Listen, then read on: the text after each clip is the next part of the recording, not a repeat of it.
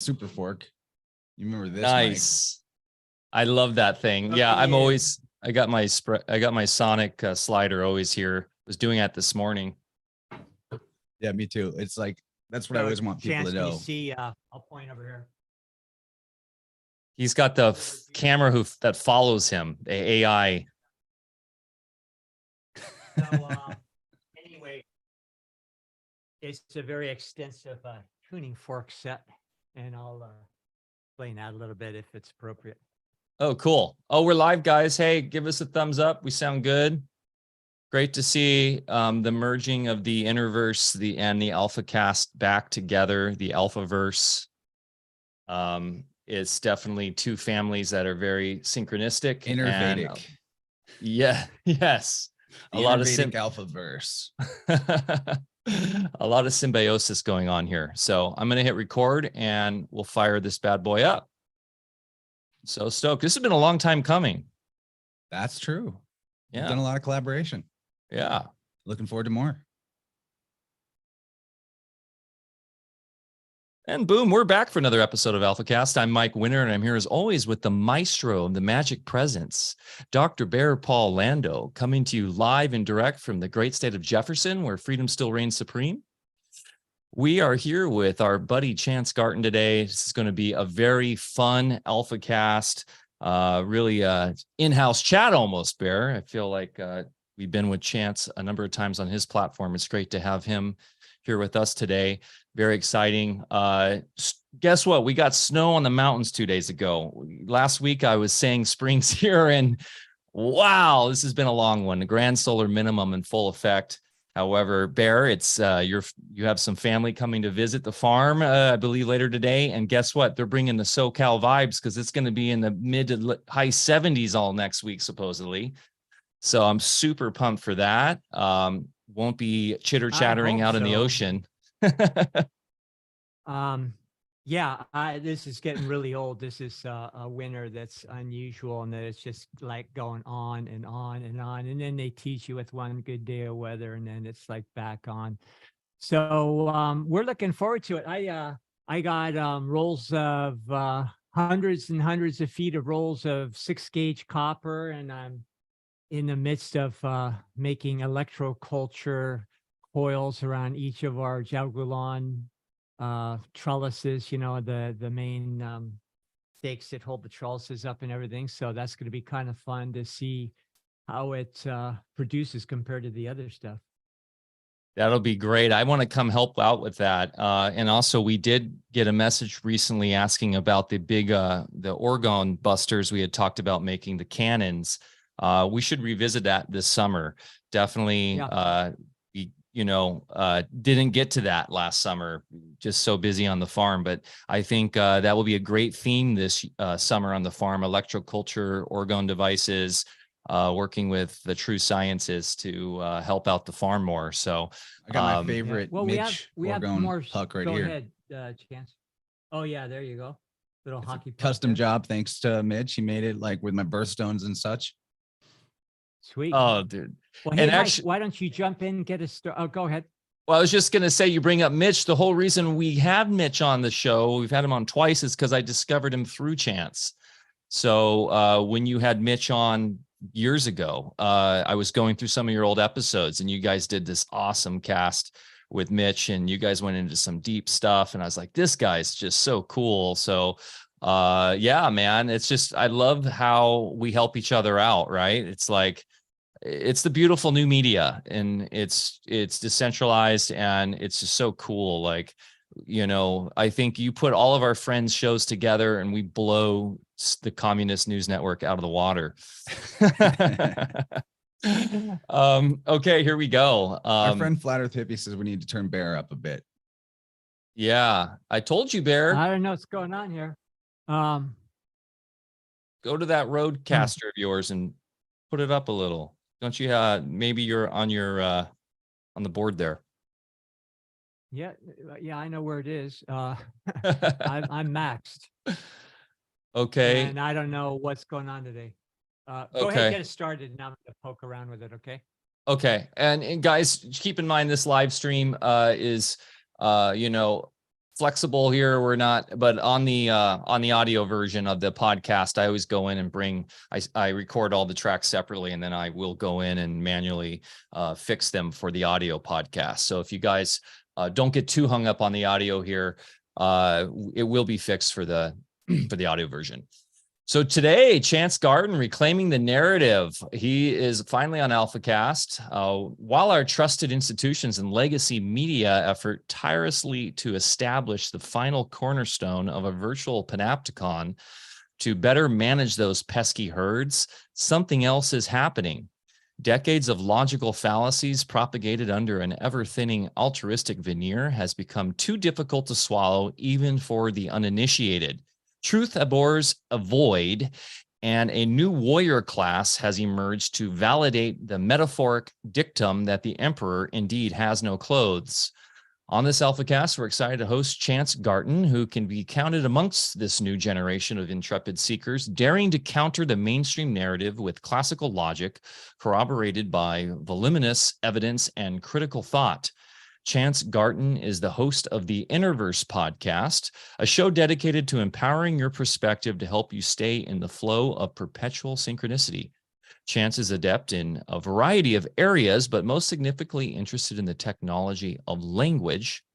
From teaching about the ways our body's innate intelligence is speaking to us to the mysteries of linguistics that show the essential unity of all spiritual traditions, Chance is a true logophile and proponent of using awareness and self-honesty as the primary means to building health, resilience, and success in all aspects of life.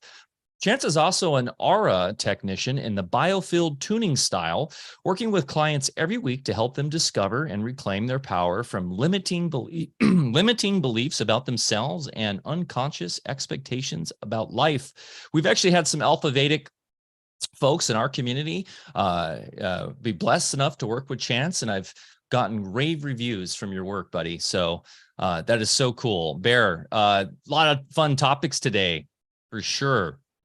Absolutely. Forgive me, guys. I'm still fussing with my volume. Is it any better? You sound fine to me.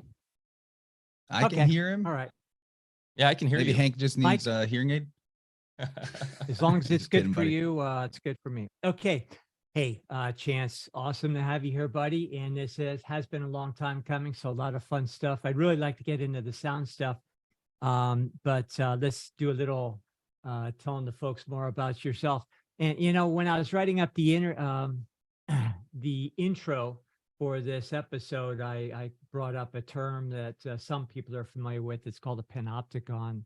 And what it is something that was developed in the 1800s by, what was his name? Jeremy Bentham, I think. Bentham or so anyway, he was really interested in creating the ultimate prison. So what he did was he created a circular prison where the entire prison yard, the inmates were always in view up above of guards circling around them.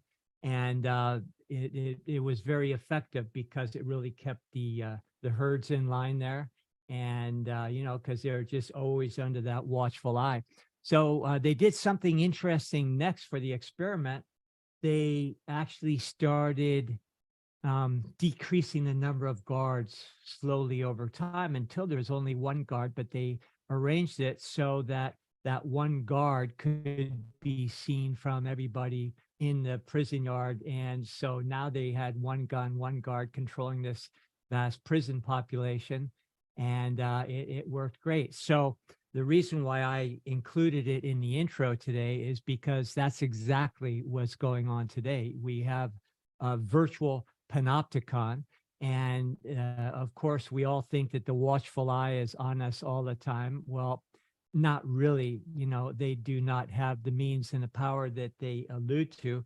Yeah, they have a lot of good gadgets and all that kind of stuff, but we're smarter than them. We outnumber them like billions to one.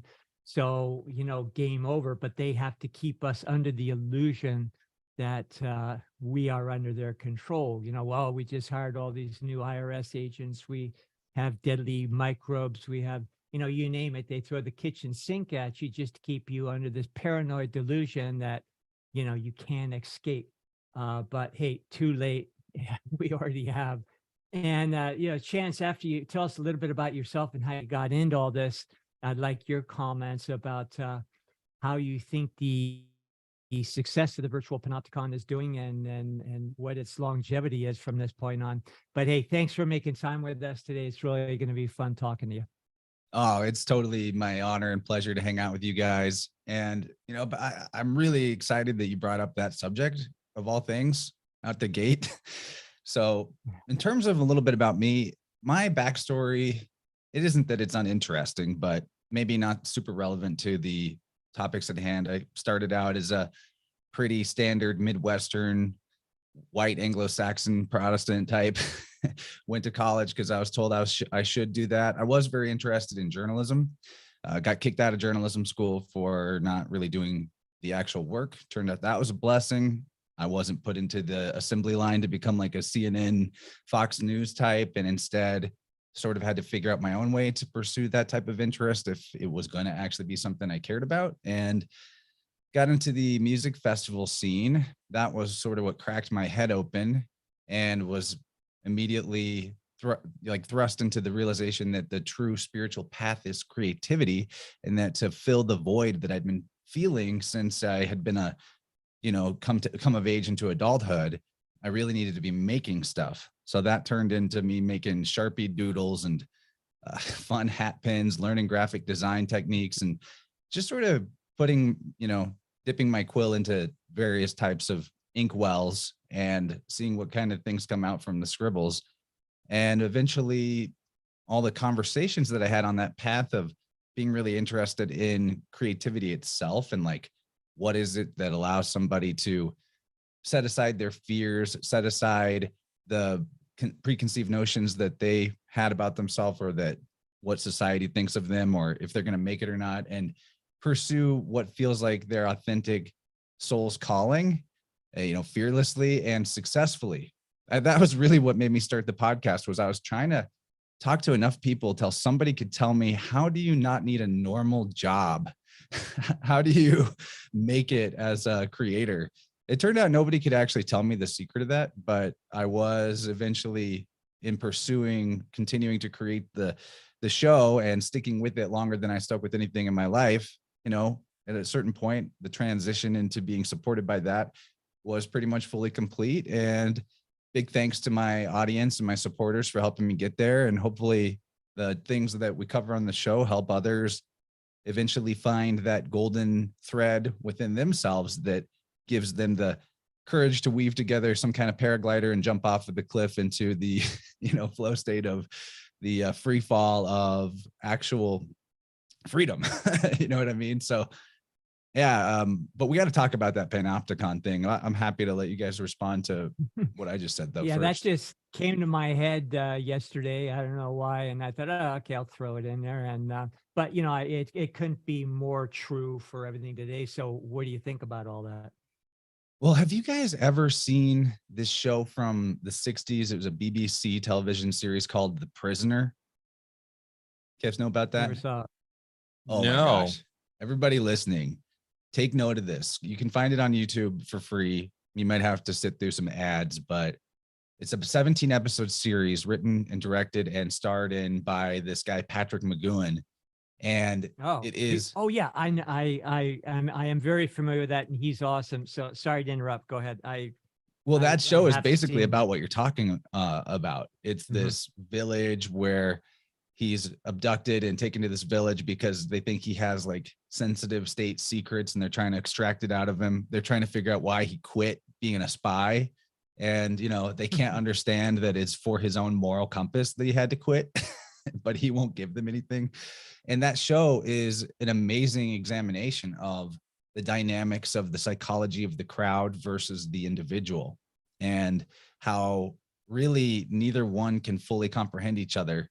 And by the end of it, there's this realization, in my opinion, that eventually in a long enough timeline, the crowd, if you resist the crowd and you retain your individuality and you hold fast, eventually they either let you go or they ask you to be their boss.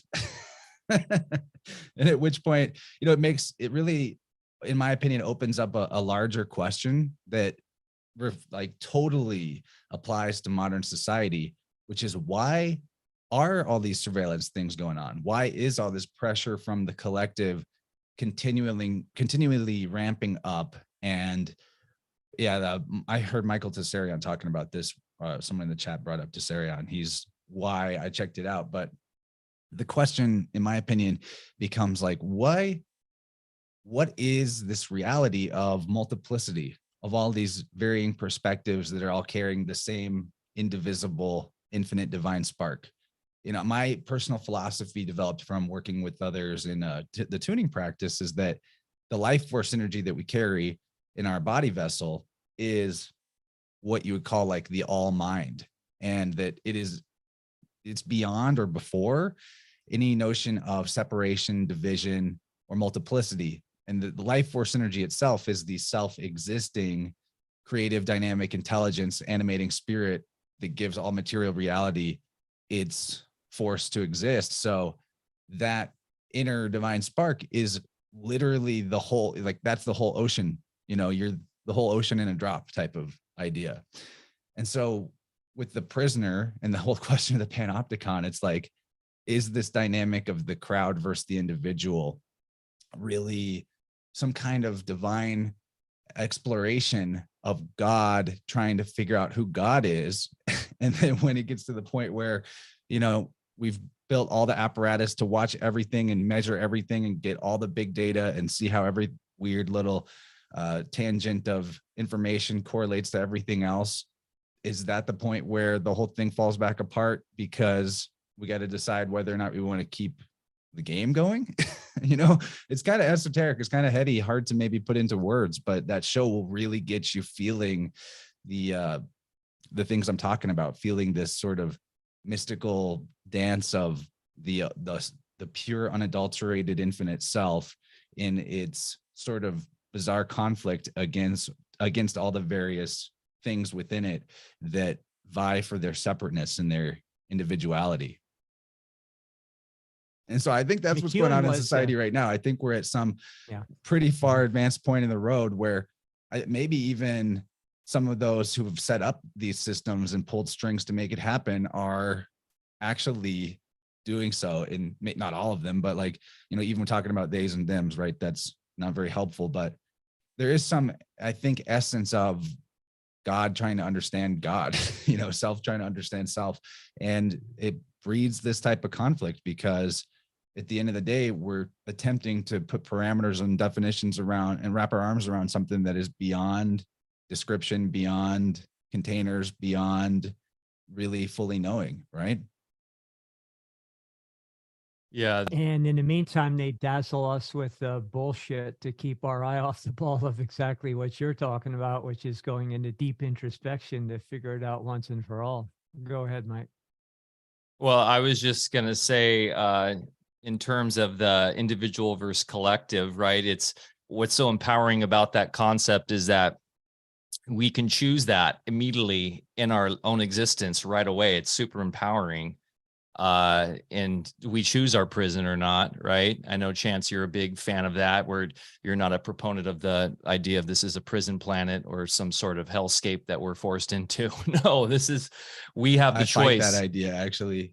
Yeah, you do. You've been very vocal against pop Gnosticism and this idea that we are born into some sort of soul trap. And then we could delve into that more because Bear and I are on the deep perspective of the I am and the whole, universal laws of the life force and cause and effect. And we are the actors and the agents of our own reality. And that's not to say this is going to some sort of solipsism of separateness. No, we're all connected too, right? And that's the grand, I guess, tradition in all the great spiritual teachings is explaining how this really works.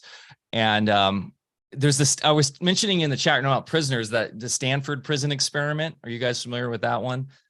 In the 70s, where they had a bunch of college kids and they just gave them a fictional role in a fictional prison. And within a week or two, they had taken it so seriously, it had become real to them.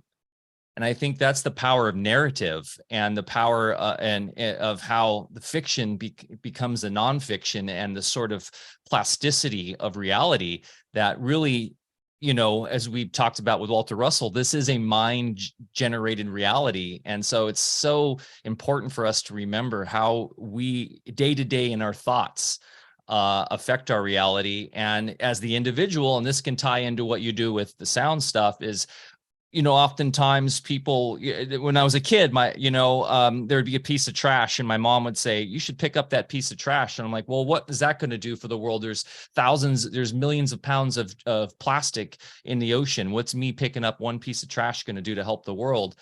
And she would tell me, that one act could cascade into 1,000 other people seeing you, or, people seeing you and doing that, and they do that, and their 4 friends see them do that. And that one act could cascade into 1 million people picking up a piece of trash. And I think that's this idea of harmonics and resonance, right? That our thoughts can reach out and touch millions of other minds with one simple thought. And that is so empowering and powerful of what the individual can do to affect the collective. Well, the concept that God teaches through evil is absolute nonsense. And if you understand really what I am means, it's just unadulterated, pure consciousness that operates through the resonance of love, in its highest sense. And in that state of consciousness, it would be impossible to, if we take our individualized I am presence, it would be impossible for that level of consciousness to even entertain all the things we see down here on the ground. Because if it did, let alone created that kind of crap, it wouldn't be in that state of purity in the first place. So all these folks that, think that, yeah, we're here to learn through the school of hard knocks, or, oh, I'm just doing my karma, all that kind of stuff. I mean, this goes back ages, and it's just an excuse to stay in the prison. And as you guys said, it's a choice. And that's one of those false narratives, reducing our options. So go ahead, Chance, you're about to say something. This is just so cool. Yeah, the notion that God teaches through evil is interesting. But I really like how many words for God or the deity in some way actually connect back to the idea of love. And an example would be the name Jove, which is actually, like, philologically, you can even derive the name Job out of the Yod He Vav He. But that word, Yov, pronounced that way, it looks like you're writing love, if it starts with an I, which the Yod can be an I. And then there's Rama, who is like, or Roma, that's amor backwards. What I've learned, though, through tuning, like, this maybe is a notion I already held in my mind, but that really there is such a thing as evil intent, right? There is such a thing as bad actors doing things for the wrong reasons, causing harm mostly to themselves, but also at the end of the day, all things serve good, or all things serve God. And you really get that out of the practice of working with people's, repressed emotions, repressed traumas in their energy field. And you can see that in your own life, how even the things that were at the time seemed like the worst thing that ever happened to you, they lead you to a good place. So I don't think with that realization, you can really look at the existence and of life and say, oh, this is some kind of a purely evil place, purely dark place. Whenever you chase it down to the end of the road, the people who bring forward the idea of the world being a pure louche factory, a soul prison and all that, what you ask them, well, like, what would mean you're out of the trap? And I've heard this response several times, which is like, if there's anything left to perceive, if there's any sense of I am left, then you're still in the illusion, you're still in the trap. And so the only logic that I can take from that is the goal would be pure obliteration, pure non-existence. And that is seemingly even some of the, dark masters of the world would want that. some of the destruction we see in the ecology, attempts at genocide and all that, it looks like somebody's trying to break the construct by just making it uninhabitable. Could be, but that's at the end of the day, there's no, like, it just comes down to simple logic, right? Existence exists. Non-existence doesn't exist. Like I look at it like in the terms of the great Carl Jung. He had a small writing called 7 Sermons to the Dead, where like this is Gnosticism that is actually got wisdom to it, in my opinion. And in the 7 Sermons to the Dead, that's kind of where it goes, is explaining how we have a reality through a philosophy type language, that basically if you have a pleroma, all things combine with their opposites that thus nullify themselves or cancel each other out. Well, what doesn't cancel itself out would be power and non-power, or existence and non-existence, or effectiveness and ineffectiveness. You put those things together and ineffectiveness can't affect effectiveness. So there is this, like, just philosophically, it's not like you need this, but philosophically you can understand why we exist, why there is a sense of I am, why there is a reality to experience, because it has to be that way. Like, that's the only binary that reduces down to actual, non-nullification. So everything is in this kind of dance of this yin and yang, a little more of one side, a little less of the other side, so that the one side can kind of have its sway temporarily. But what really, at the end of the day, where we're that dividing line, that curved line in the middle of the yin yang. That's what we want to surf. And that's where, the question of the individual and the collective can kind of resolve to as well. That it's not that we need to be so individualistic that we become a hermit up in the mountains and never see society, although that may be someone's path. That's fine too. You have all of that within you. You can never really escape the other, because everything about the other is, in a way, like something that you're carrying within yourself, because it's all animated from that same pre-existing, eternal life force, energy, divine spark, whatever you want to call it. Yeah. Yep. And, it's all about balance. And if we go to the progenitor forces of everything we're talking about, we're talking about electricity put in motion by consciousness. And the nature of electricity, it's polarized in order to create the resonance that then creates the many out of one, gives all the characteristics of all the myriads of experience and life forms that we see. But the main takeaway from that is that whenever an electrical vector polarizes, then forever those polarities are seeking balance. That's just natural law. You can't stop it. So we, of course, have been endowed amongst all the 4 kingdoms of nature with the 3 primary rays, which is will, wisdom, and active intelligence. No other kingdom in nature is given those particular 3 attributes. And that means that we have volition and we can create as we will, but our creations have consequences. And a lot of the folks out there that are, doing what we can just loosely say bad things. I don't look at it as good and bad, but you know what I mean? They are now reaping what they've sown. So you can't escape yourself. I guess it's the moral of the story. For sure. And that's how I look at the idea of sin. I think this maybe is an Owen Benjamin idea that I picked up, but that sin is what makes you weaker.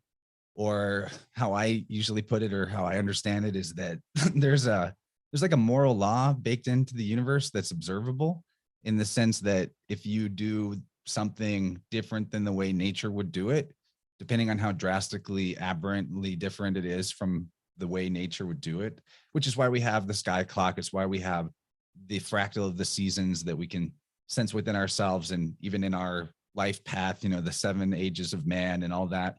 that if you operate too aberrantly from what the process, the order of operations, it's math, would be, you would experience the consequences of that in some kind of damage to your vessel, some kind of damage to your psyche, some kind of painful experience that you have to go through. And that's like, that is the punishment of sin right there. The wages of sin is death. That whole idea.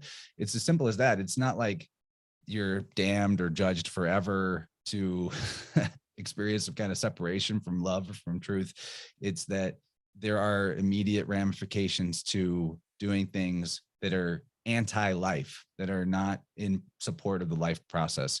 That's the meaning of life for me, is that life goes on, that we continue existing. The meaning of existence is to exist. You know, you're the wordsmith, etymology guy. Sin, right, in Spanish, without, it just means, right, like not within, without the nature, without, you're getting away from what true nature is, and you can easily jump right back in. It's not permanent. One thing too, you said about the yin and the yang and being in the middle of that S curve, and you said surfing that, right? Surfing that. Well, when you're actually surfing, that's the shape of your body when you're doing it right. Your knees go like that and then up, and just because I'm trying to surf right these days, Bear, but you're crouched in that same shape, which is interesting. But yeah, right on, Chance. Couldn't agree more. Surfing is the best analogy for everything, and if everybody in the world surfed, we would all ascend together someday. Well, that's the beauty of the fractal too. There's like there's a lot of different types of surfing, not always just on a board with a water wave. But what you said about polarized electricity, seeking balance, is super helpful to comprehend. This is, why processes like the Biofield tuning modality are so effective, is because you can help someone see where they're holding this polarized energy and how and why that's actually bringing to you experiences that reflect that polarization and kind of like amplify it. It's actually an attempt to balance the equation, but it's resistance to it that leaves the imbalance there, or even sometimes amplifies it, makes it more dissonant, more drastic. So, this was a good lesson from music and sky for me that Eileen taught us in her Sunday. It was her birthday. She did her sonic alchemy thing where she had us all doing different vocalizations that correlate to different parts of the body. And you'd start to do one and you'd be like, man, I got a lot of wobble here. My voice is kind of shaky. It feels weak, or it doesn't feel good. It feels dissonant. And we've been trained a lot to, and maybe there's just something innate to us that causes this, but also society has really held onto this philosophy for a long time that you repress the symptom, you avoid the dissonance at all costs. If you're not strong at something, you avoid doing it, which is how you avoid getting stronger. But really, especially when it comes to our body, things that the body does that feel like symptomatic or dissonant are always a process to help you come to a level of coherence and harmony. So you have to go into the dissonance, go through the dissonance. Eileen teaching us that in her sonic alchemy thing was great, because if you keep making the vocalization, you will find that it eventually finds a level of like equilibrium, harmony, and then that constitutes some type of energizing or improvement in the correlating part of the body. But so like with this polarized energy or electricity in your actual biofield, which is your 6-foot bubble space, the strongest and most dramatically effective in a negative sense, polarized energy is the stuff that's furthest away from you and thus kind of furthest away from your awareness. And that would mean it would represent stuff that is from very early in life. Like tangentially speaking, the whole idea of psychic vampirism, energy vampirism, even those phrases sound like kind of boogeyman descriptors, although they are real thing. That's a real thing. I think the reason why those things are possible, that type of energetic vampirism, is because actually for a baby, an infant, first 7 years of life in particular, their field is wide open and has to absorb energy from the parents and from the environment just to maintain its homeostasis, just to survive. I've got a new nephew. He's a couple months old and he's just continually sucking energy right out of my sister, and that's fine. It's all well and good. But what I find with clients that are having like a repetitious negative experience coming to them in life, for example, somebody having the experience of feeling betrayed by those closest to them repeatedly, like a spouse that cheats on them, friends that knew about it, or in some way even like helped her do it and didn't, come clean to the individual, or other forms of betrayal that just cyclically happens. Like every couple of years, my whole life falls apart because everybody in it just turns on me and hurts me. Why would that happen as a pattern? And, like an example of why that could be that is being unnoticed by the person would be to ask the question of like, okay, what was it like when mom and dad got pregnant with you? And this is the type of thing that in Biofield tuning, I can pick up on pretty quickly. And it's one of the first things I look for is like, what was the situation for baby in the womb and right after being born? So when I, in this example, what might bring about the experience of repeated betrayal, possibly? Well, what if mom and dad got pregnant like dramatically too young and the pregnancy was not wanted? There's a ton of hesitancy or even like a really bad attitude about it. Well, then baby is being born into an environment and even having their physical body built out of a mindset, a mentality of resistance and not being wanted. So that pattern of being sensitive to feeling unwanted is a polarization of their electricity that's in their energy field. And they don't know it or see it. It happened before they even had the ability to form memories. So it's difficult to recognize for them that they've actually been living life with the expectation of being unwanted or the expectation of being betrayed, because the two, their best friends and their closest people in their life, mom and dad, metaphorically speaking, were betraying them when they were a baby by not wanting them, not fully supporting them, maybe not giving them, the boob and giving them formula or any number of possible things that can go awry, not the way that nature would do it, so to speak. So you help them connect the dots to that early life experience. And they realize, oh yeah, I actually know from the family lore that mom and dad were like 17 when they got pregnant. They weren't ready at all. And it's not like to judge mom and dad for that. What 17-year-olds are really ready to have a baby? It's just to come clean with the awareness of what it was like then, how that influences the pattern. And then you can break the pattern because you no longer are holding the polarized electricity of unconsciously believing or expecting to be betrayed at any moment by those closest to you. You realize, oh, that was then. And I was holding that belief because that was all I knew when I was that age. That was the formative experience. Now I know better. And it's like, I always tell clients, G.I. Joe says knowing is half the battle, but in tuning and energy medicine, knowing is basically the whole battle. And that can break the cycle. It can break the pattern. Like people develop all kinds of physical ailments just from a situation like that, expecting to be betrayed. A lot of times they'll wind up with like a weight problem because that physical extra layer is an attempt to armor them, or lipoma on the lower back. I've seen that before, where somebody was literally afraid of being stabbed in the back. So they developed this fatty lump deposit on their back, actually like really in the sacral region is where I see that happen most often. And yeah, that like you find out that everything that seemingly goes awry with the body is a message from the body about what type of polarization you're holding in your belief system, in your expectations, in your consciousness, even beyond what you're aware of, but into the unconscious. And then everything the body does that seems dissonant is actually doing you a favor, trying to help show you what you believe about yourself, who you think you are. And then you get to make a different choice. And that's what it all comes down to, is that we always have the ability to make a choice. That's the nature of spirit, is free will. It's just a matter of knowing where you are making a choice so that you can change your mind if you weren't aware of it. And, in bioterrain medicine, symptoms, or what we think of as disease, is actually the healing mechanism. And if it wasn't for those symptoms, it would be really impossible to know what's going on and address it. You said so many great things here. In my work, that so much went back to that, from the birth trauma to the conception trauma and so forth. But, conception, imagine two people that were in an elevated state of consciousness and also, agreeing to bring in a new soul. in a certain manner, free of dissonance, that is what I believe you would call the Immaculate Conception.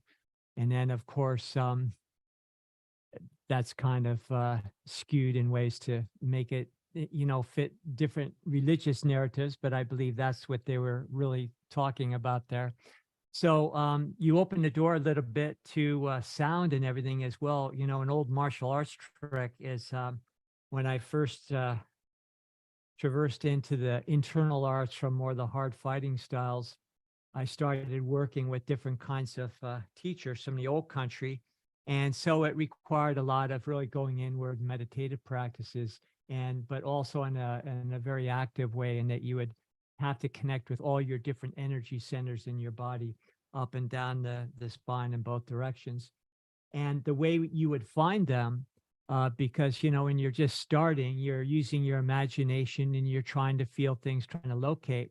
But what I was taught is to create sounds, and with your mind on a particular place, like say maybe on the pineal gland, if you want to find where that is, say because you want to learn how to do embryonic breathing, and it requires bringing in, and connecting the light to the pineal and then to the heart at the same time with rhythmic breathing, what you really need to do is to focus on the pineal and then hum in different octaves until you just literally feel that area resonating. And it's amazing how, and this is, I think, the original biofeedback low tech style, and it really works. And that is, you find exactly where it is. And it might be a little bit off of where you were imagining it, but once you find it, you find it. Then when you go ahead and do the more advanced practices, once you're really located all these spots and you can move energy around from point to point, then periodically, well, not periodically, but you're always using other technologies with it, visualizations of light, using sound, all sorts of things. But then when you go back and locate that spot, you'll find after a little bit of practice that it takes a little bit of intonation difference from the first time around that you took it, which means now you're literally resonating different at those spots. And it's kind of proof of the pudding that you're changing the resonance in those energy centers for the better, typically. So you want to take off from there maybe and get a little bit into the sound therapies that you're involved with?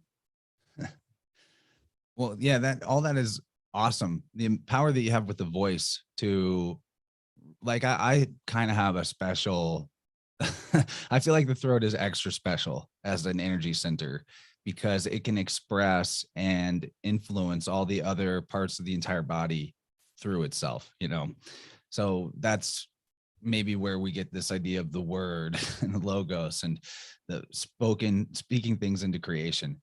What I find really awesome about energy medicine in general, and why I particularly resonated with the Biofield anatomy hypothesis that Eileen McCusick puts forward. You can get her book, Tuning the Human Biofield, Electric Body, Electric Health. Those couple of books are really, really great.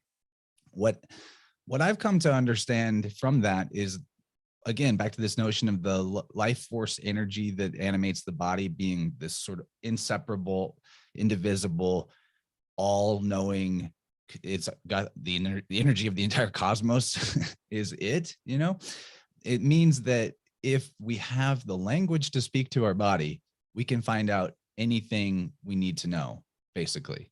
And at the very least, if you don't want to push that notion out to like far-reaching Akashic information about unprovable things, past, present, and future, that's fine. But at the very least, your body, the energy of your body knows everything about you.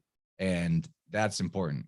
And why the Biofield anatomy hypothesis is so particularly useful, even if you weren't going to put it into practice with tuning forks or with working with clients, is that through that we have a language that we can speak to our body directly, or more like we can translate what our body is speaking to us. So the Biofield anatomy hypothesis, I know you guys have had Eileen on before, but what that contains is sort of a roadmap of not just your energy field and what stuck energy in different parts of your energy field might mean, but also, and this is not new to Eileen, this is an ancient idea, in particular through the through the Eastern medicine that every organ has a particular signature to it, that an emotional signature to it, that the liver can hold anger, for example, or, and then we get into more specifics, like the left ankle holding on to anxiety or fear. And really, like, fear is sort of available to be held onto in almost any part of your field. Fear has a lot of different possibilities, right? But what is useful is that if you can just get maybe one of Eileen's books, or I share this on my Telegram sometimes. If people ask for it, I'll share it anytime. I made a chart of the Biofield. It's like just a few slides that cover off all the chakra centers. If you know what every part of the body and part of the energy field correlates to, then when you get some kind of an injury or a dissonance, you can start to reflect, like, well, what does that mean? What am I holding on to there?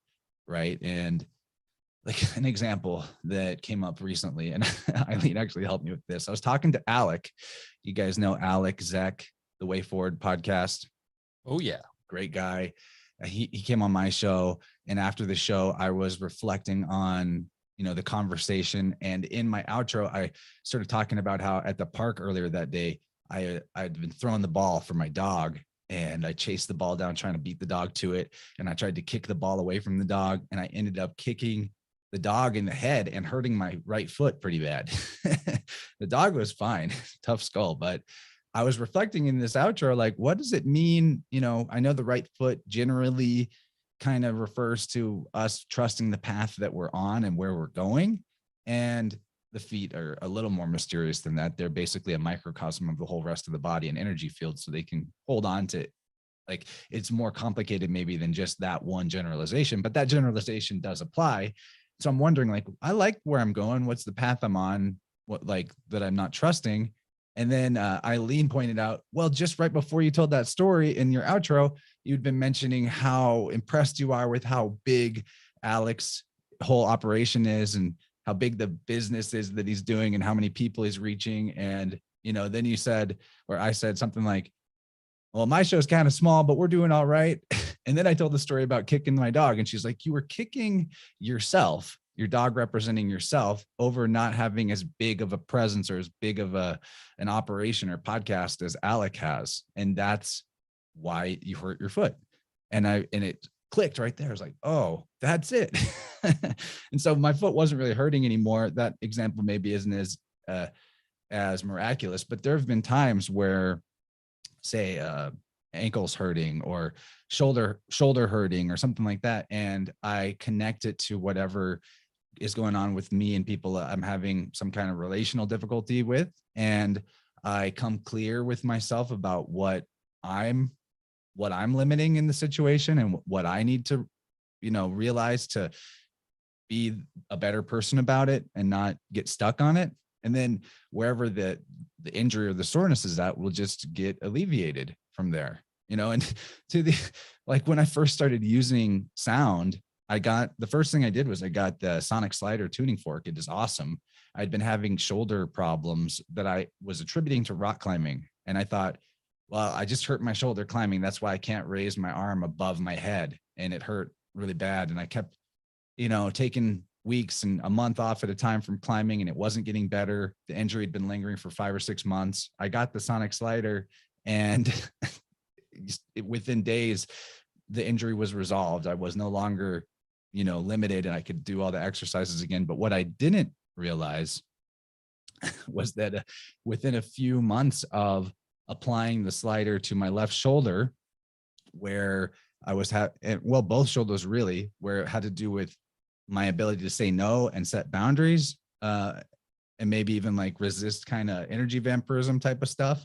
And also with my feeling, resolving my victimization of feeling, assaulted by other people's bad vibes and negative energy, and not being a victim to that anymore, not playing that story of how, every vampire needs a narcissist. Or not a narcissist. Every narcissist needs a victim empath, right? And I was playing the role of the victim empath, not realizing it. I started using the slider on my shoulder. The injury's resolved, but within a few short months from there, I wind up divorced. I had no idea that was coming. I thought everything was hunky dory. I was lying to myself about all kinds of stuff.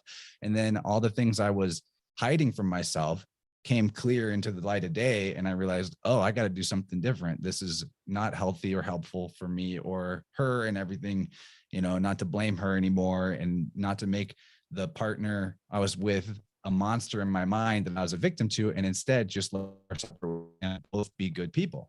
And so that's, the kind of things that happen when you resolve the actual root cause of the injury or the dissonance, is that your life is going to rearrange itself around that too, if you really resolved it. And it's always going to be a good thing, even if it's like a dark night of the soul that you kind of have to face and go through. You were already in the dark night of the soul. You were just ignoring it. And when you finally face it, yeah, that's hard. It takes some courage, maybe some tears, maybe punch a wall, but you're going to get through the other side, and everything's going to, all things serve good in the end, right? I can't tell you how many times I've seen that, where people come in, and the type of people I saw usually had a severe diagnosis. And, you always start with people where they're at and what they can hear. And that's with a little bit of practice, you learn how to do that.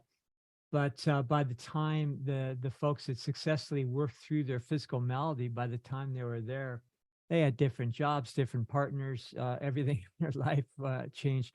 I had one real traumatic time where this guy and his wife came, and he was diagnosed with colon cancer, and it was kind of, last leg sort of thing.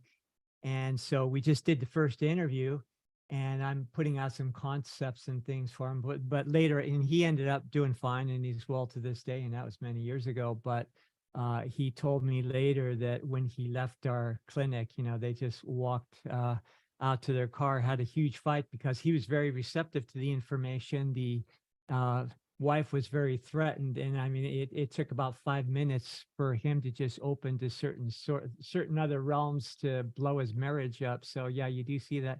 And the body is, really needs to be looked at more metaphorically. I think in healing trades, it's good to understand anatomy, physiology, biochemistry, all those things, and they come in handy. But you really have to do, develop that knack to, qualitatively look back at a larger perspective and just see, okay, what, like you say, what does the right foot represent? And in that case, it's just the body's just right in your face, telling you exactly what's going on. It doesn't take a genius to figure it out. We just don't think in those terms. Right. And that's why that's a perfect example of how language is really a technology, and why it's so important that we sort of recognize it as such. In fact, I love to bring this up, but the word technology actually means language. Before it meant consumer electronics and computers and iPhones and whatnot, the old definition of the word technology referred to technical jargon, terms of art, as doctors and lawyers know all about. And so whenever we are able to upgrade the technology that we're communicating with, we can get more specific, we can get more clear on, precision of language. I feel like that is such a helpful and important thing. And it's not that there isn't room for wiggle. I mean, I'm all about the green language, the being able to look at words through the poetic and the prosaic, the left brain and the right brain, the dictionary definition and the expanded multiplicity of possible meanings. Because in that sense, there is an amazing mystical thing going on with language all the time, where even what we're saying reflects that inner, deeper truth more than we realize it does. If we can start playing with the words or what is being said to us. I think one of the big shifts in my life that got me on the right foot, on the right direction, was when I started looking at the events of my life the way that you would interpret a dream symbolically. And I realized, oh man, it actually works that way. This isn't just sort of like things happening to me. I really love Michael Wan. You guys know Michael Wan, right? He used to talk about all the time, whether or not you're living a life where the outer world is directing your inner world, or your inner world is directing your outer world. And it's always the latter that's the truth, but you can pretend that it's the other way around. And it's the difference between like the victor-victim type of mentality, that it's life happening to me, or am I happening to life?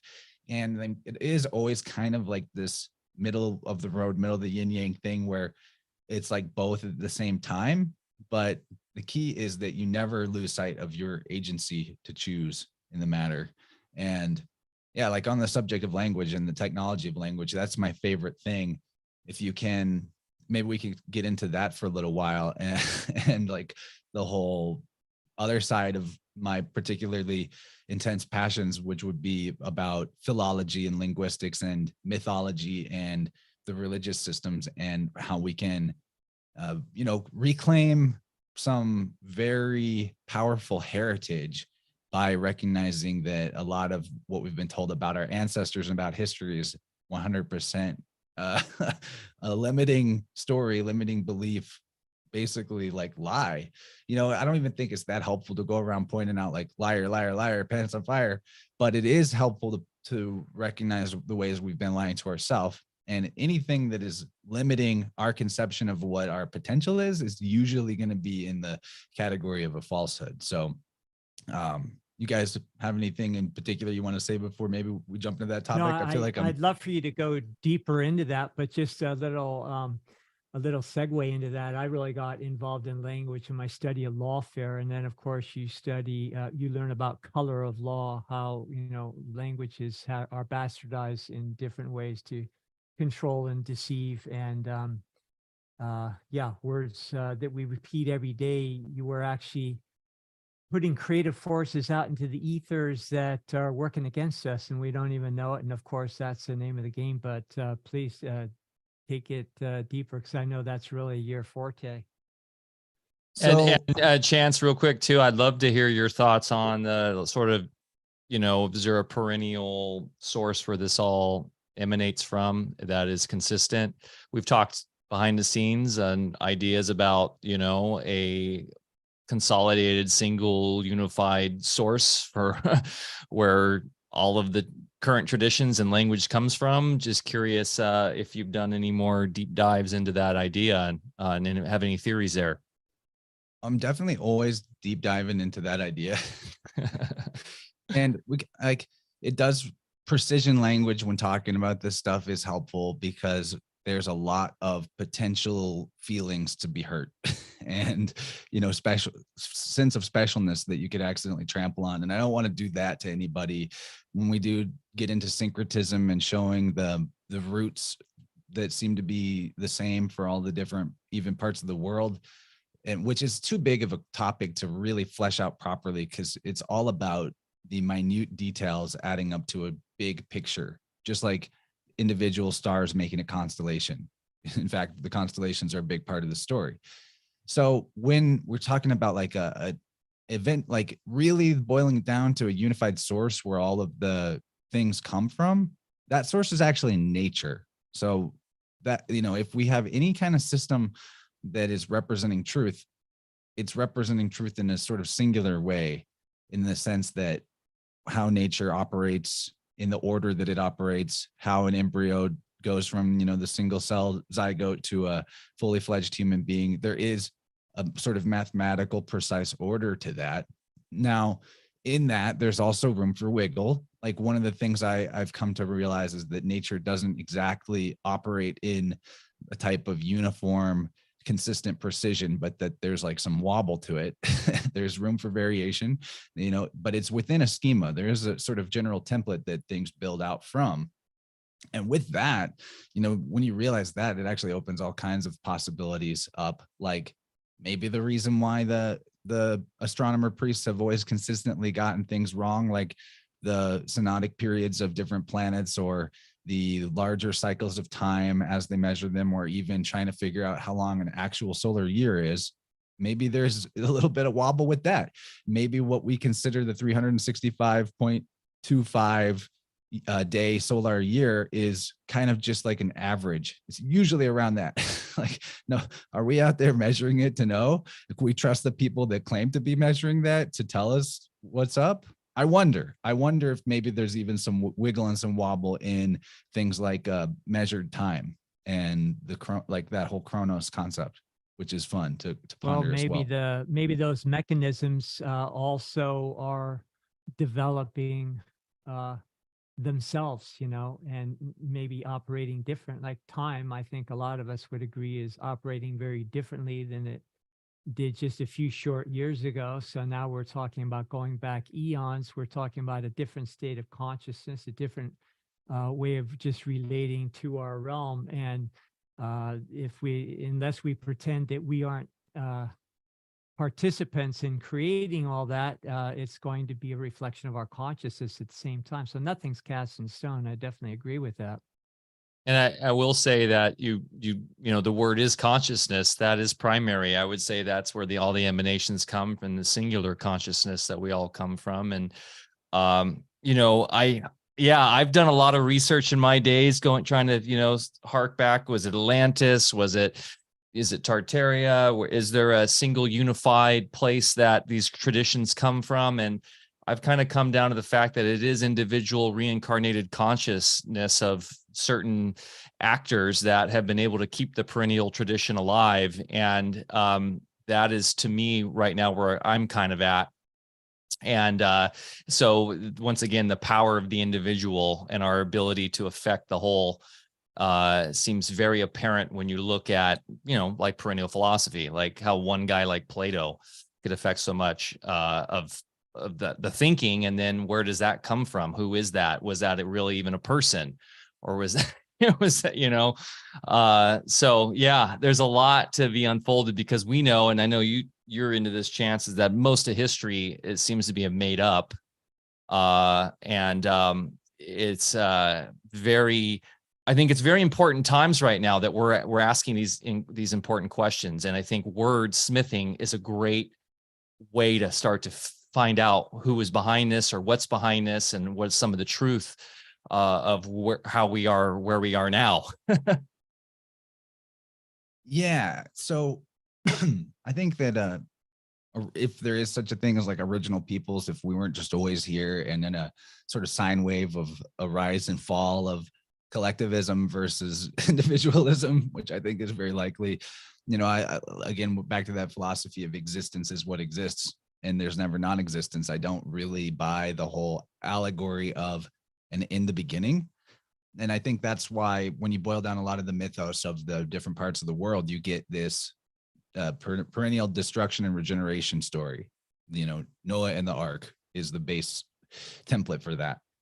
But let's, you know, I have a few fun quotes here. I'm just going to start with, and first of all, in all nations, in all times, there's been a secret religion.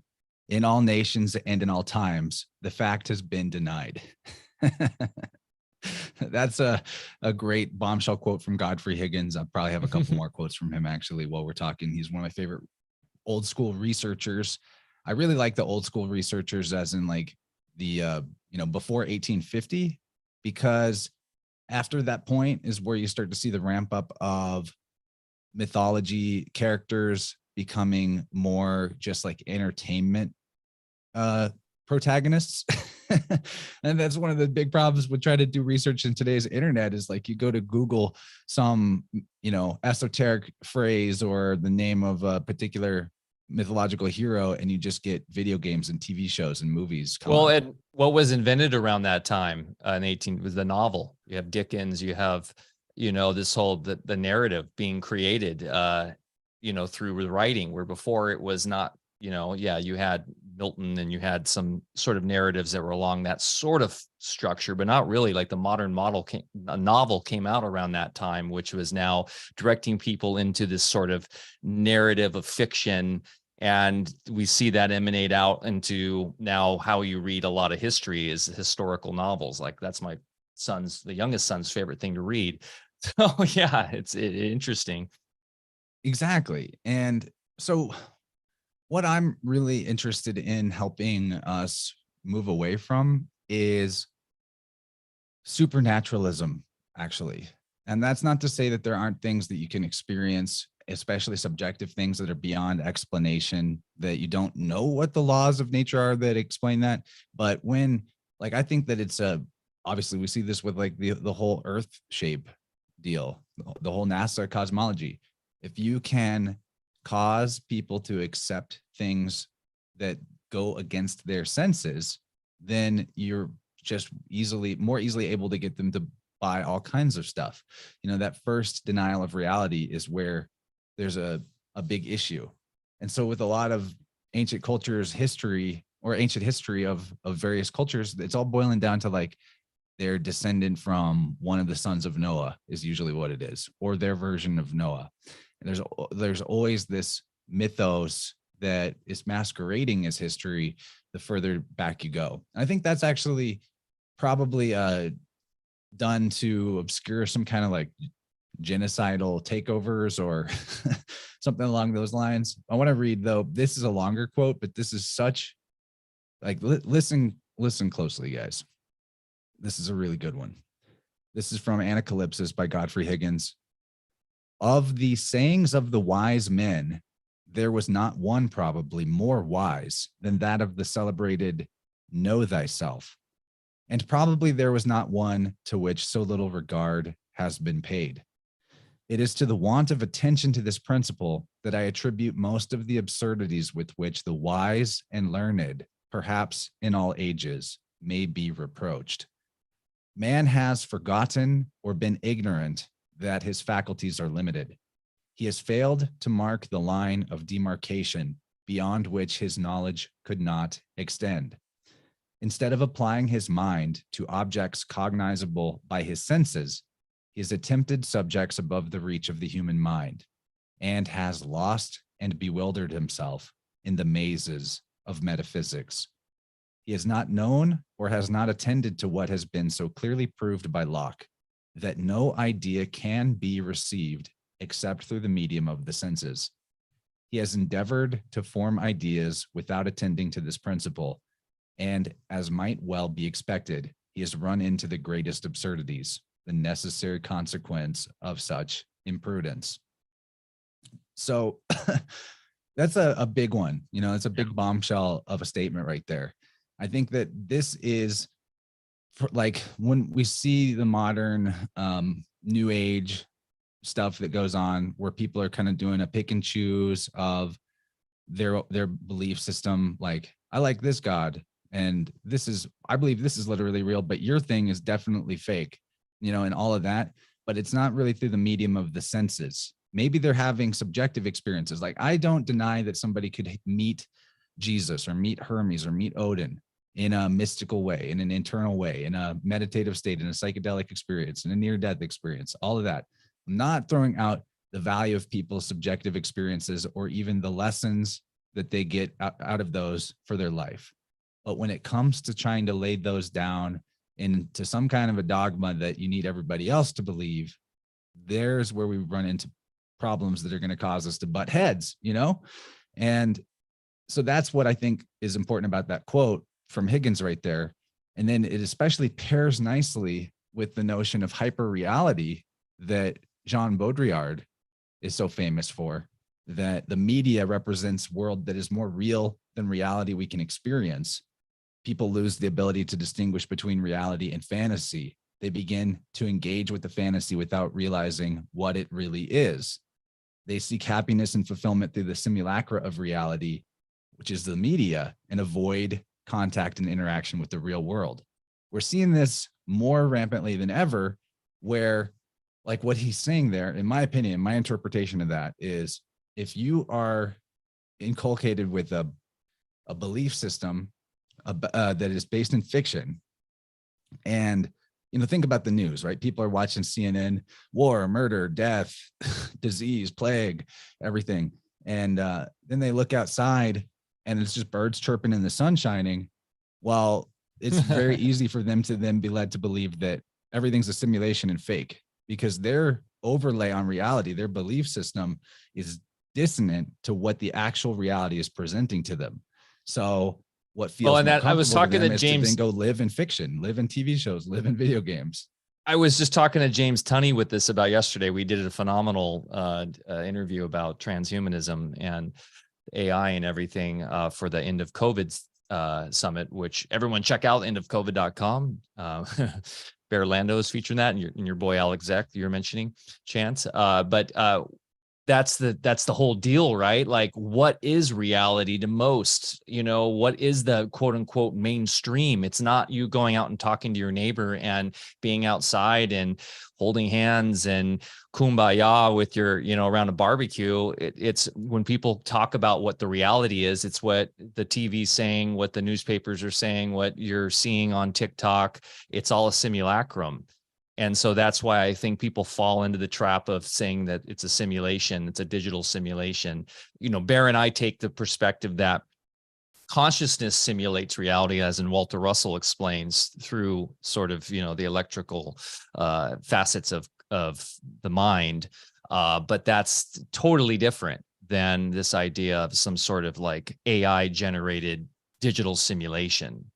Bear can speak to that a little bit. Can you hear me? I switched mics. Is that any different? Yeah, you sound good to me. Okay. Yeah, now what we're talking about. Yeah, it's one idea of a simulation is deterministic, and the other is no, we have volition to be co-creator. So that's all the difference in the world. That's what Walter Russell brought into it. And everything we're talking about always has to go back to that concept of sound.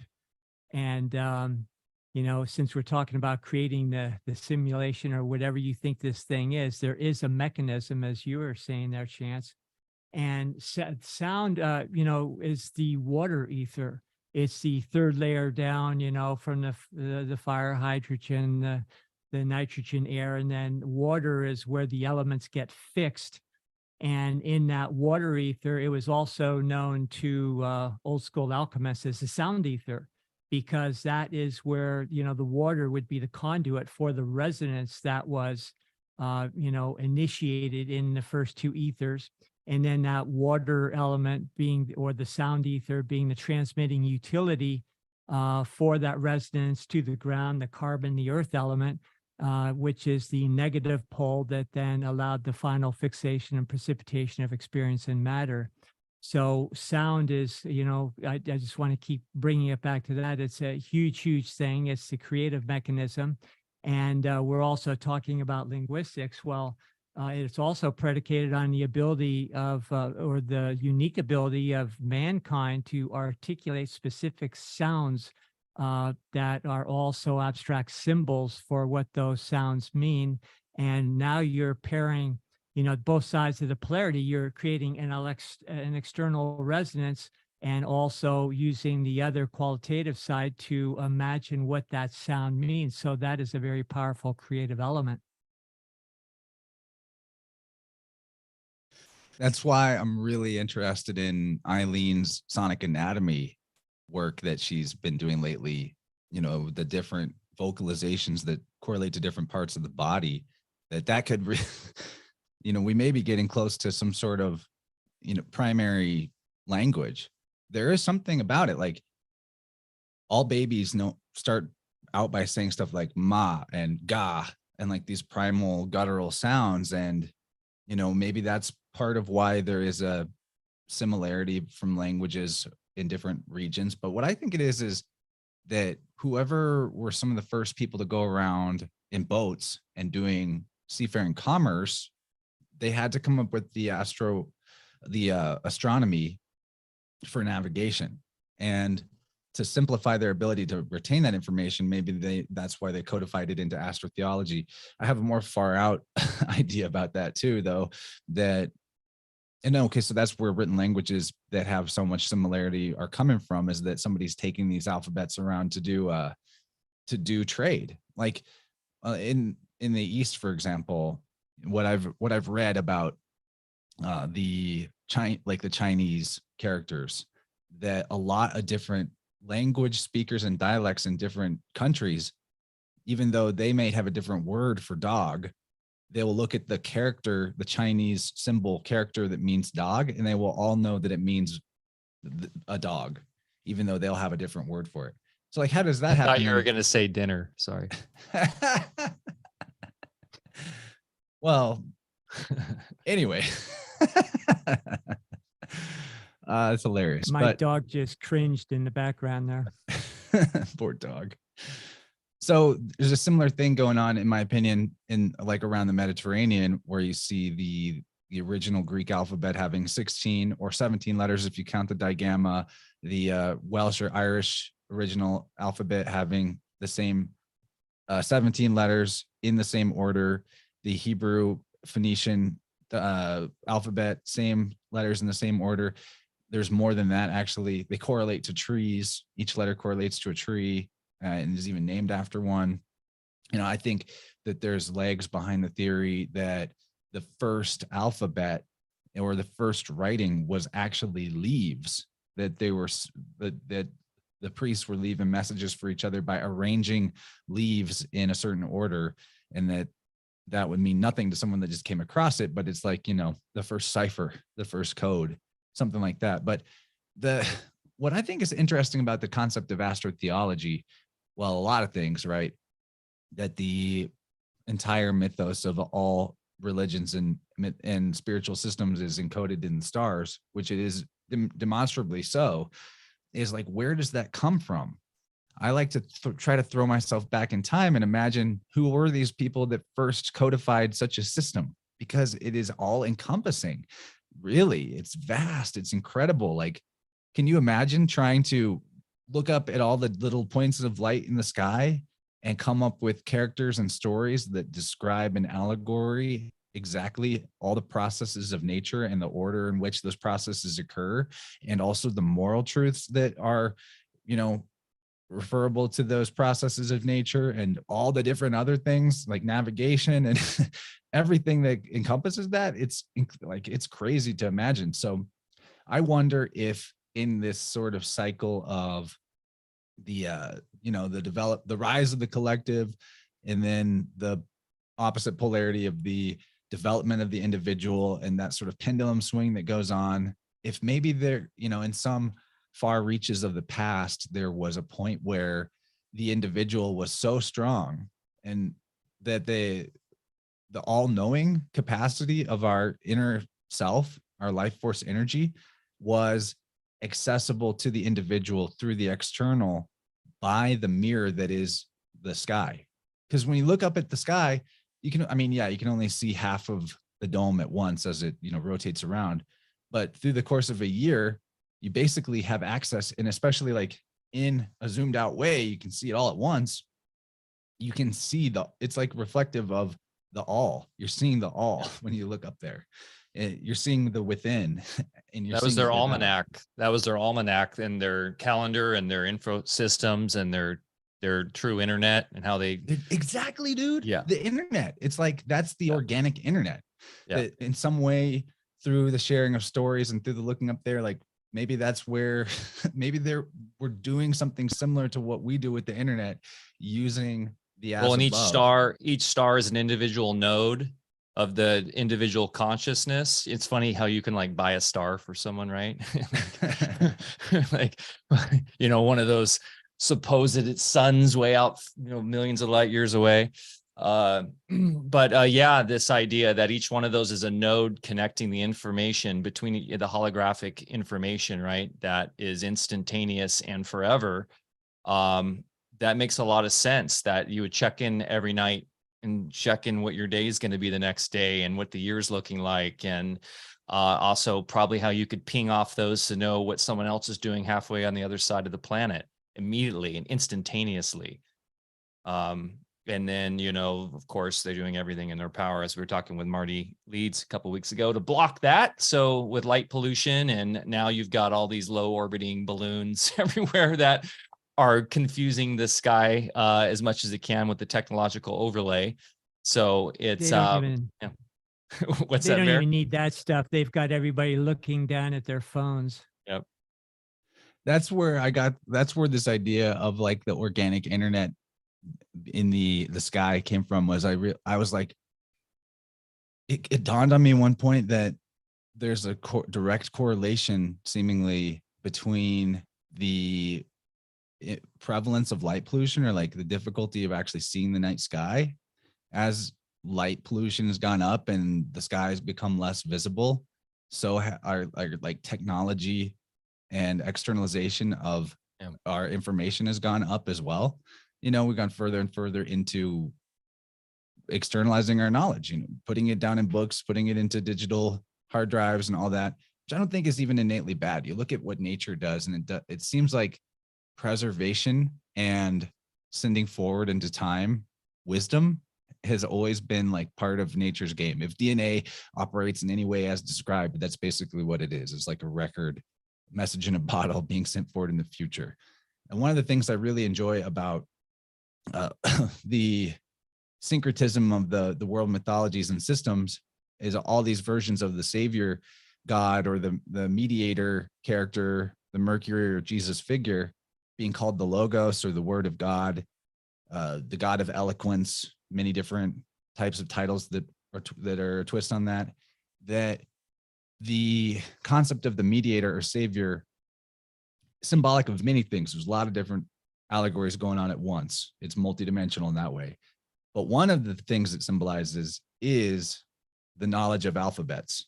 Like that's what Odin is. He gets the runes from the tree. That's what Jesus, the Word of God, is. That's what the Irish version of Hercules, who's Ogmios, he's depicted with golden chains coming from his mouth going to the ears of his followers. Fascinating stuff. And I think that was like, because the only literate people in that time period, in the earlier time periods, were the astronomer priest class, that the whole idea of the Logos was that this God was a symbol of the knowledge of alphabets, because that's how you transmit wisdom from one man to another man, from one time to another time. It's the preserver, creator, destroyer, preserver, that whole trinity that's repeated over and over again in all the different systems, that the savior deity is the word, is literally language, written language, because that's what preserves wisdom. I think that that's a really useful way to look at it. And what's Google calling themselves now? Alphabet. Because they think that they're somehow the replacing it with the simulacrum. Barry, I could tell you're about to say something. Whoa, it just started storming no, really I'm good. hard here. I'm just taking this all in here. I was actually keeping a little bit of an eye on the chat group too. We got a good chat's on going. fuego today. The chat is on fire. Yeah. So people what's about the gematria? Well, I was just going to actually go into a little bit of this, because the other aspect of the universal language, which ties into sound, is number, is math, right? And actually somebody on the Odyssey chat was asking early on, because I know Chance, and how ironic, Chance, that your name's Chance, when I know Tell me about it. You are not a believer in this idea of the sort of everything's just by chance, chaos theory. You understand that there's a grand sort of lattice work of consciousness that, synchronicities happen for a reason. We actually create our own synchronicities. You've told this great story about in your music festival days, how when you were really tapped in with your friends, you didn't need a text or anything. You could like mentally know where each one was, and you could just show up at the right place. And I've had that experience myself. Yeah, I just call it following my heart compass. I would just pick a direction and walk, and I would run into who I was looking for, like in a straight line. You can really do that. It helps to believe that you can, though. Yes, indeed. So what's your take on sort of the synchronicity of number, and like for me, I see certain numbers all the time in my life that keep popping up. And then how does number play into the alphabet? So to some level, that meaning that you're talking about, like seeing certain numbers, it has a lot to do with your relationship to that number. So when it pops up, what it makes you feel in that moment or what you think it means, that message is for you, and you get to interpret that. So I don't think there's necessarily like a hard and fast rule about it. In terms of gematria, that's a wide ranging subject, right? Our mutual friend Marty, he's very vocal about like not enjoying a lot of the gematria people online, and gematria bros. There's a lot of gematria bros out there. I understand where he's coming from, but actually there's one that I do like a lot. Derek Takuri, the gematrinator. He's a good dude. I think, maybe Marty just hasn't given him a chance or met him in person or watched enough of his videos. So I like his approach, because all he's doing is what he would call like looking for riddles and looking for connections. And then mostly not, and maybe he has put forward conclusions in the past that were a little subjective, but maybe presented objectively. Nobody's perfect, right? But I think he's a good guy. And what I like about his whole thing on his Gematrinator channel is how he's pointing out that a lot of this synchronicity between numbers in, say, for example, there's like a news story that day and the name of the person in the story equals a certain number, but then there's like a celebrity that dies the same day and then the numbers match and yada, yada, yada. And there's like all these connections, right? He's talking about it being an organic gematria thing going on, which I think is true. I think it's very feasible to work with, operate with the belief that God speaks to us through letters and numbers and all that, that synchronicity is not the exception, it's the rule. And the further that you dig and you pry and you look, the more synchronicity you're going to find. And if someone's belief about that is that you're just making connections where they aren't there, that's fine too. It's all good. But if somebody out there is like really into solving gematria riddles and it makes them feel the presence of the creator and the synchronicity in the realm in them, you know, like I'm all for that. That's cool, man. I think that's cool. In terms of gematria as an actual sort of part of the priestly system from ancient times, in my opinion, this goes back to the fact that this astronomer priest class, they're also the navigator mercantile class as well, like these Phoenicians or whoever we want to call them. I like how Dylan Sicosio refers to them as the holy sailors, because it's, you know, it's both. They're the priests and they're the mariners. So whenever you're dealing with different regions that have different dialects of speech or different sort of historical, mythological traditions, and etc., it really helps for keeping consistency in your own system or being able to communicate with maybe priests of one region and another region to encode numerical values into the words, the particularly important words. I mean, Marty demonstrates it all day that the Bible is chock full of numerical significance. Also, math is an access point to the transcendental truths of reality. That's a fact. Like pi is going to be a mystery forever. It's amazing. That's a big part of it as well. But like you can, in my opinion, if you know a few of the specific numbers that go down, you'll be able to point out the consistency in the priestcraft system and show the sameness between systems by knowing those kind of key certain numbers. Like the number 600, 650, or 608 is often the value of the savior deity, the sun god deity. And that's a reference to what was believed to be one of the, like, sort of like a deacon of a processional age, like a 1/3 of a processional age in a previous time when they had a different, you know, the one thing the priest class is often consistent about is being wrong in terms of what they think the greater cycles of time actually shake out to be. But so like Bacchus or Jesus and et cetera, in a lot of versions of their naming, how they're named and the gematria of those names are going to shake out to a number that connects to this cycle of 608 or cycle of 600 or 650, depending on the when and the where and what they thought of those cycles. It was called the Nero's cycle. And there's another phrase, you look into the Nero's, you're not going to be able to Google and find out about that particular time cycle. But it's similar to like the idea of the yugas. It's like a unit of time. And that's one thing that I think the real value, or one of the real big values in gematria, is being able to show that one system over in this part of the world is the same priest system as over here because of the numbers line up. And they did that intentionally so that they could communicate with each other and be consistent with their systems too. Yeah. It's just a code language they've chosen. It's just by their, consensus. It's just a consensus-based code language. You know, when you read the whole Billy Shears book, Memoirs of Billy Shears, for those that are in the Paul is Dead scene, they're really into that stuff. And there's a lot of connections there that really make it seem like that whole conspiracy is real. And that is the language that they choose to use. Doesn't mean it needs to be some sort of divine language. It could just be something as you say, the priest class is all about, and they've been about for a long, long time. And the controllers also like to stage events and and do things to fabricate those timelines and all the theories out there and the different schools of thought just to prove them out.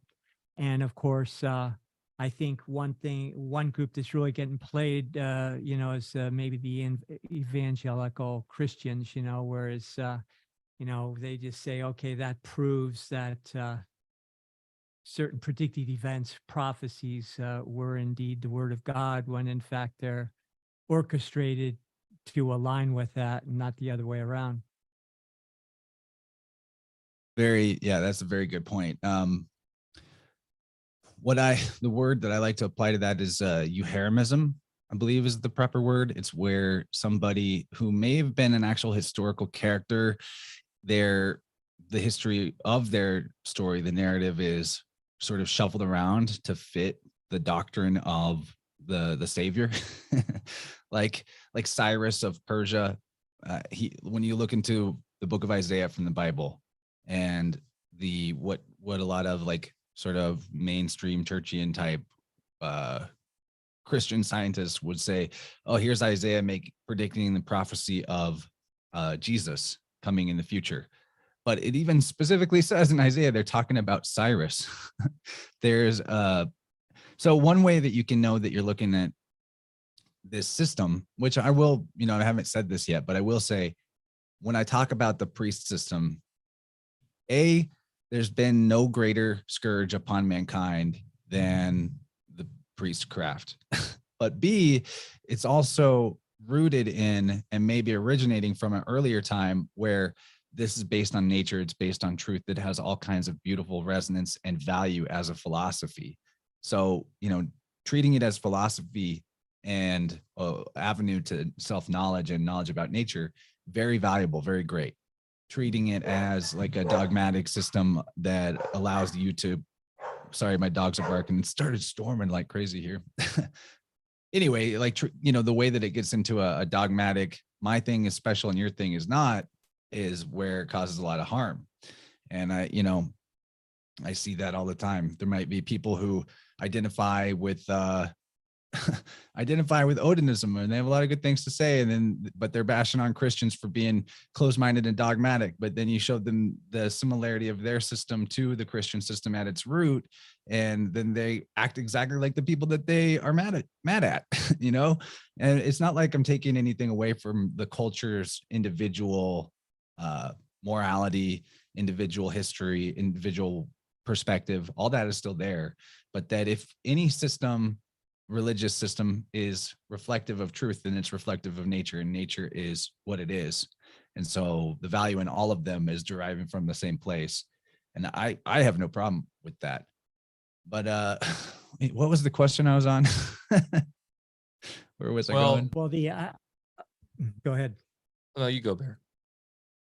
I was just going to say, of course, everything that does follow nature was then immediately demonized as being paganism. And but in fact, a lot of the cultures that had the new form of Christianity, they just adapted it to their existing paganistic belief systems. So you see in Latin cultures, which I come from, Catholicism having a whole different connotation, a whole different relevance as compared to maybe Catholicism practiced by Anglo-Saxons.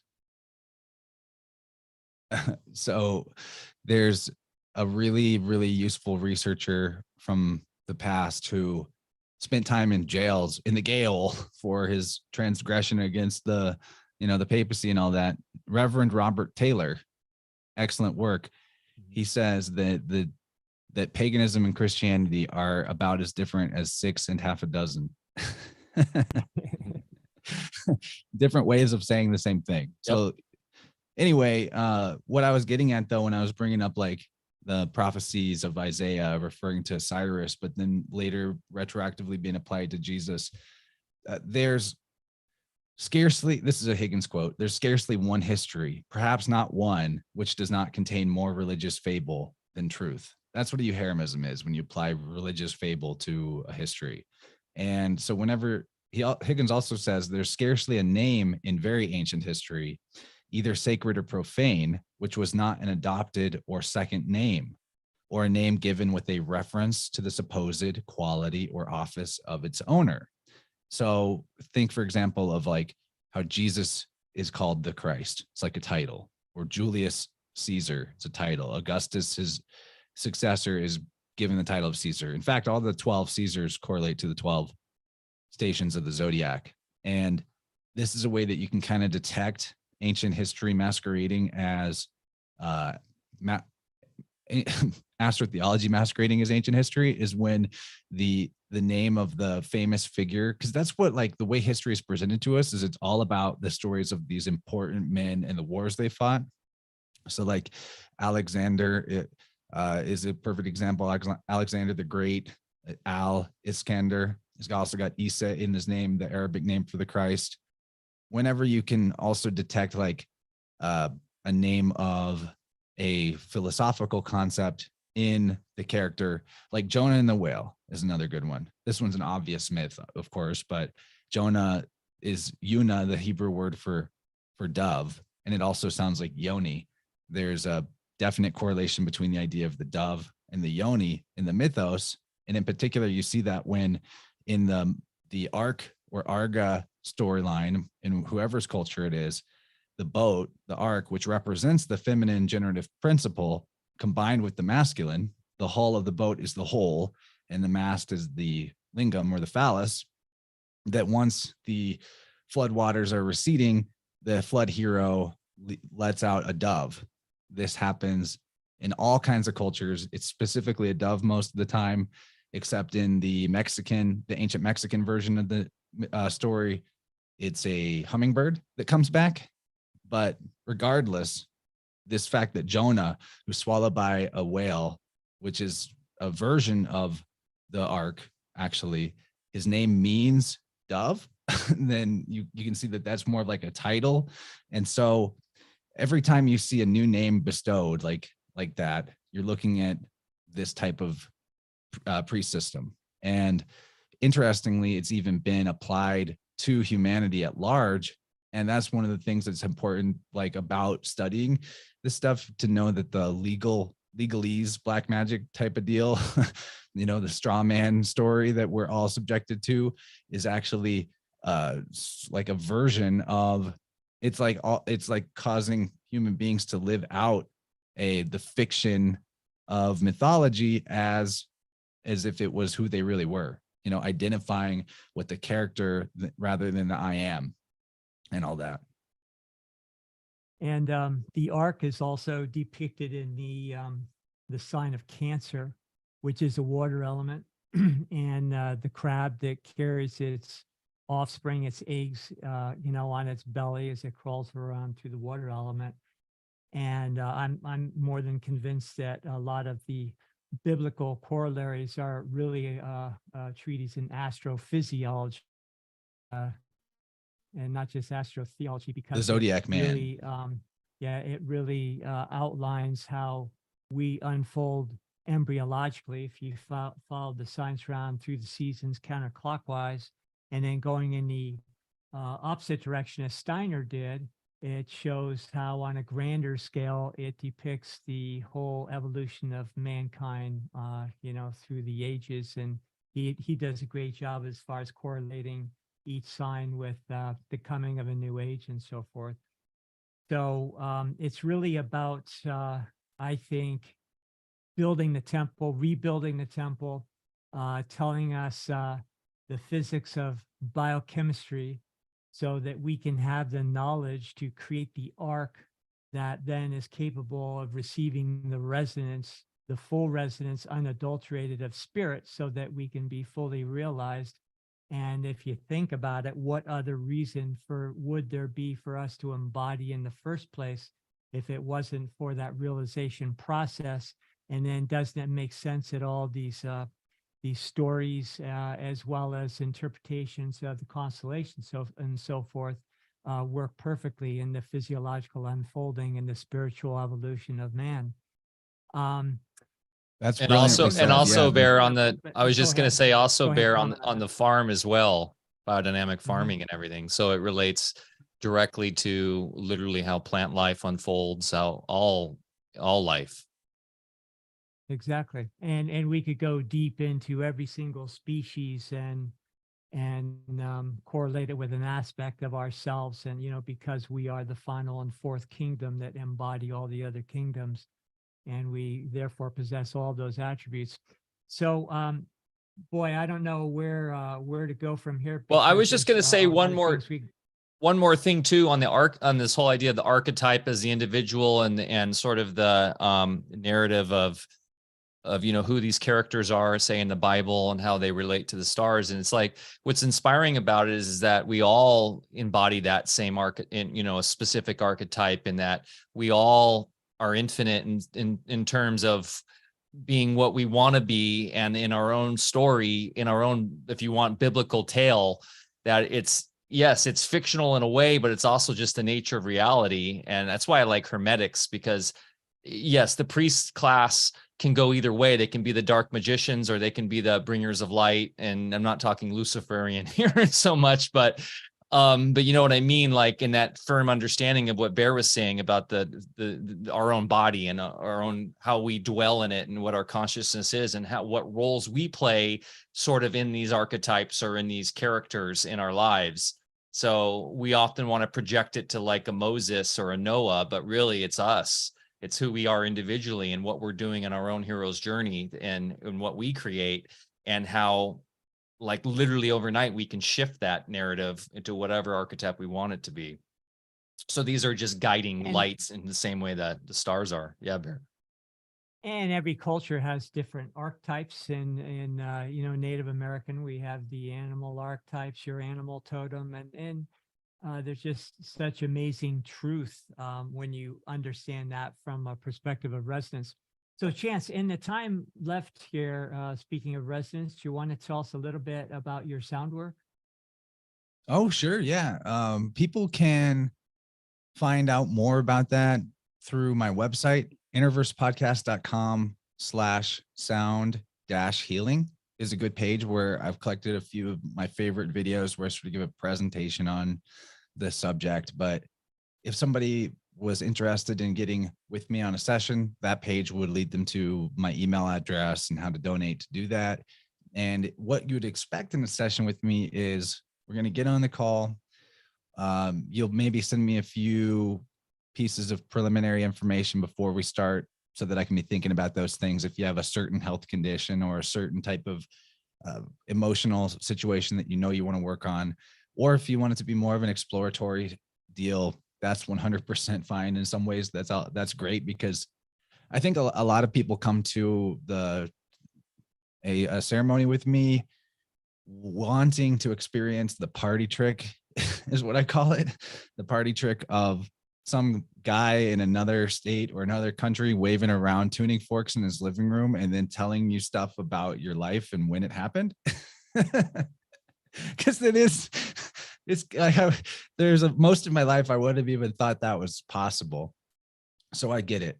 And I really like that. The party trick is a really cool part of it, because you get as a client, you get the experiential knowing, not just a sort of intellectual belief, but the knowing that separation and distance are really more of a mental concept. Not that they have no validity, but that they're not the hard and fast reality. The hard and fast reality is that the energy that animates all of us is one big interconnected whole, and it can never be divided or separate. You're already carrying the template of wholeness around with you. And it's just a matter of rearranging the beliefs that are limiting you from experiencing that wholeness in a more complete way. So we get into the ceremony, we'll talk for a few minutes, we'll open the sacred space, we'll set our intentions.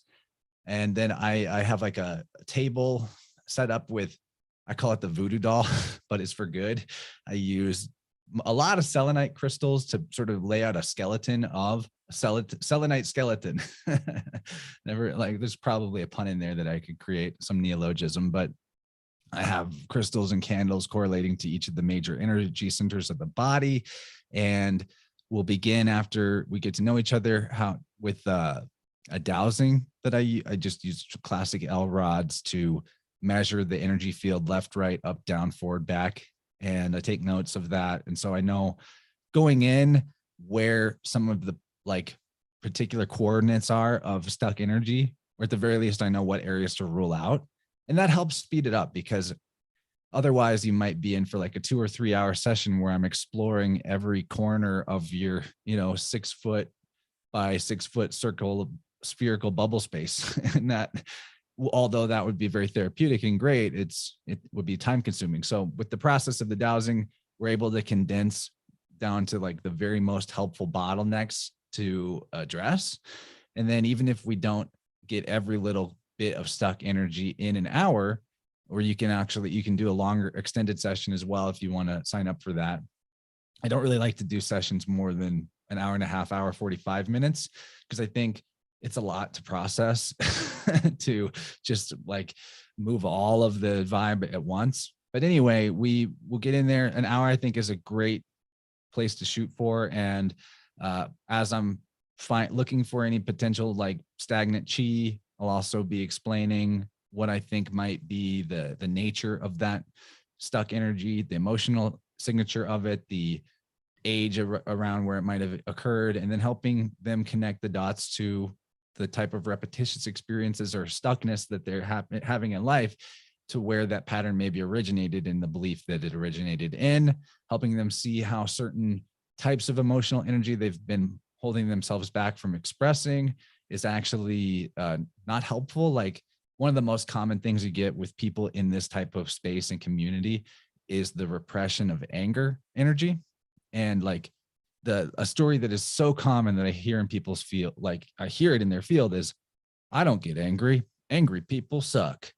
But then what that turns into is like sort of a timid, not able to get what you want in life type of experience, because this is the deal with all the polarities of energy that we interpret as negative, that energy is just energy. And so like the color red, just because it might in one sense influence sort of like aggression or anger or fear, doesn't mean that it doesn't also represent vital life force and grounding and safety and security and all that, right? So anger is a good example, where if you're interpreting a certain feeling in your body as anger and that anger is bad, you're also closing the door potentially to healthy aggression, healthy assertiveness. And the same goes with, the feeling of anxiety. You might be interpreting a certain feeling in your body as, when I feel that, it means I'm anxious. But you could actually take that exact same energy and say, when I feel that, it means I'm excited.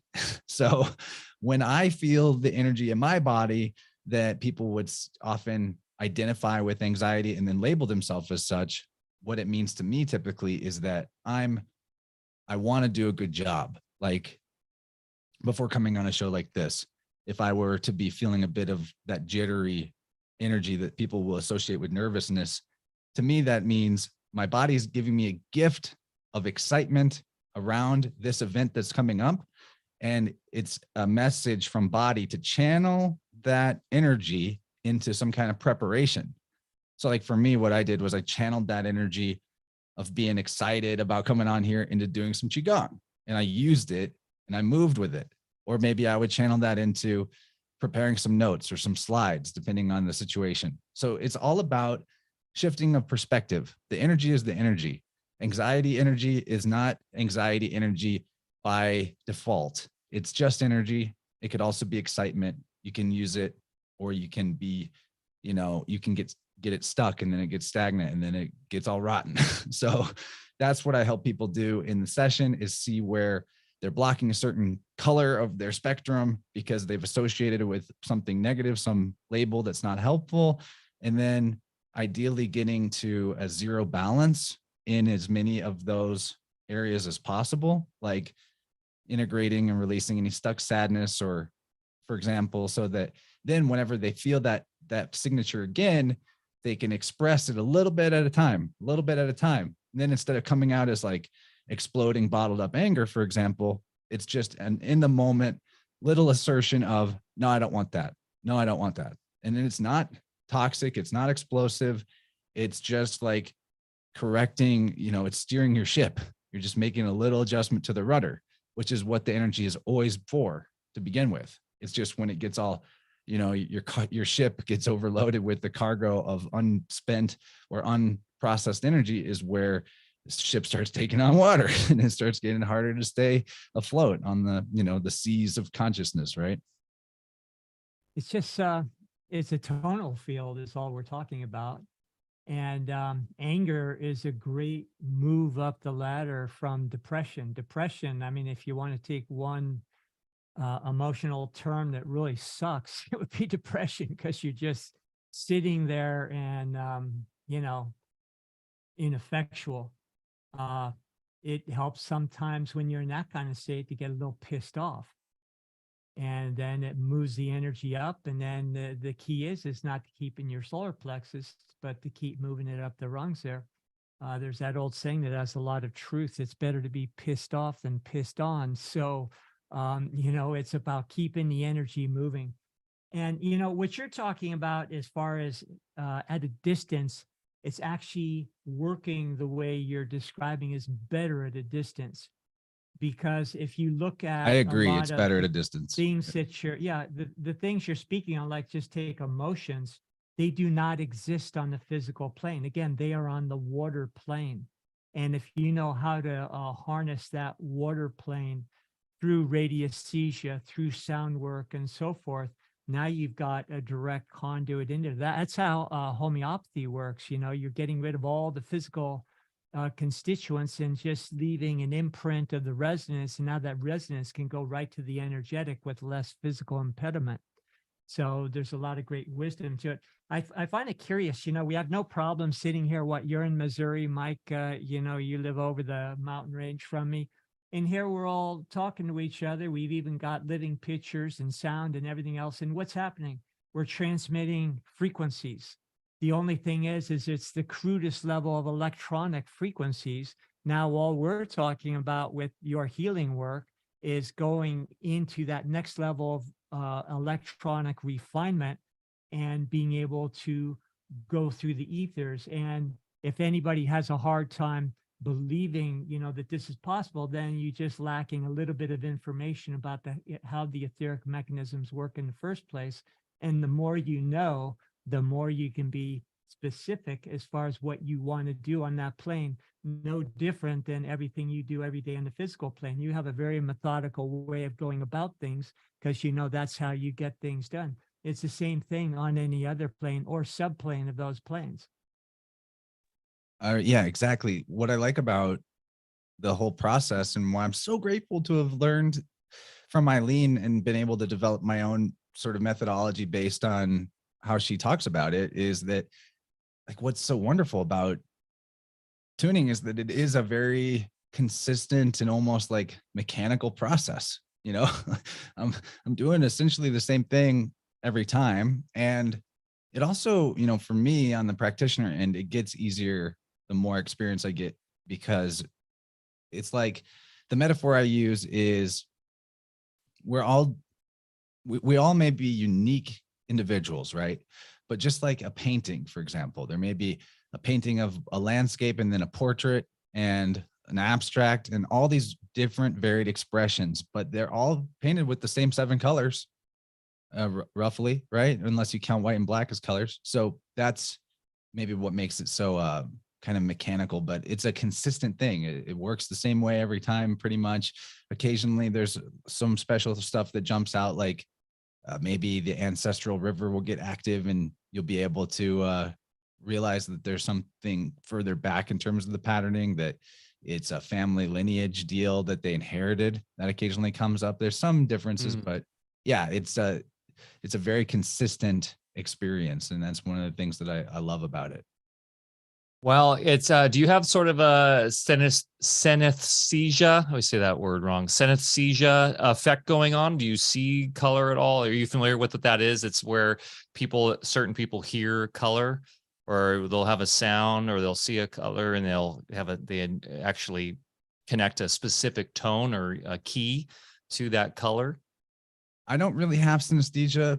My wife does, which is really cool.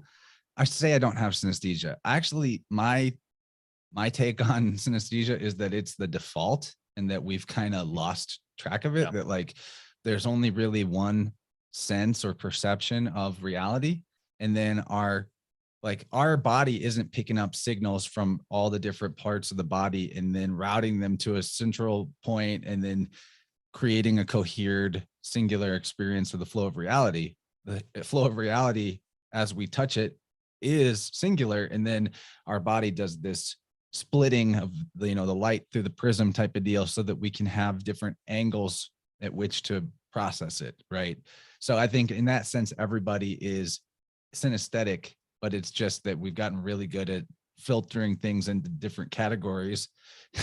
And that's how we mostly operate. But I don't have too much of a specific experience of synesthesia and not when tuning really, but I do have a kind of interesting way of detecting the blocked or stagnant chi in the field, which is that as like I'm sweeping the fork through whatever it is I'm looking for, whenever I touch what it is I'm looking for, I get a signal in my head where like my ears will pop or I'll feel like a pressure differential in my eardrums. It's really very much. So it's physiological. It's physiological. It is. And actually, like if I wanted to, I could do a tuning with no forks, because if I just put my hand out and I sweep my hand through a space and I'm looking for, say, the edge of someone's energy field, like the outer boundary, when my hand touches that spot, just in midair, my ears will pop. Kind of like being on a plane going up and your ears pop, but without the discomfort or the loss of hearing. It's just like a little click. It's like an electrical thing. So I rely on that pretty heavily. Once I realized that my body was talking to me that way, I was like, sweet, thanks, body. Keep doing that. That's really helpful. I think it came about from Qigong, maybe, that doing Qigong regularly led my body to have that sort of electrical sensitivity that it could then talk to me through. Very, very helpful. So one difference between me and a lot of people who practice tuning is I'm not so much listening for a pitch change in the fork. That sometimes comes up, but it's more like I'm operating on a yes or no, yes or no. And when it's yes, I get the hit in my head and I go from there. But with that, there's also like things pop into my awareness. Like I might hit the stuck energy and then all of a sudden, like the knowing will just pop in my head that, oh, this grief is about a pet dying or something. And it'll just, sometimes the knowing will just come in like that. And that was maybe the biggest hurdle of getting proficient with tuning, was learning to trust those messages and not be afraid to just put it out there. Like, I think this is what it is, because it ends up that, like, even in the rare case that it ends up being wrong, they will tell me what it is actually. And then they've still made a connection to something about their story that is relevant. And so even if I said the exact totally wrong thing, if they know what the right thing is, we still did it. That was still the intended goal. So that's a big part of it, is trusting the inner voice. You know, it's a very, maybe it's where Neptune is in my chart or whatever, but it's quite mysterious to me, the mechanism by which those strange messages just pop into my head and the knowing occurs. But I think we all can do it in our own way.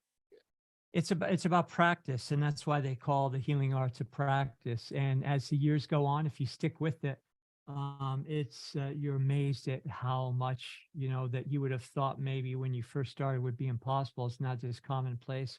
I trained with a person, a very gifted osteopath from France, and I witnessed him doing amazing things. And I just thought that, he was just gifted in that way. But I spent a good number of years with him going through his advanced training.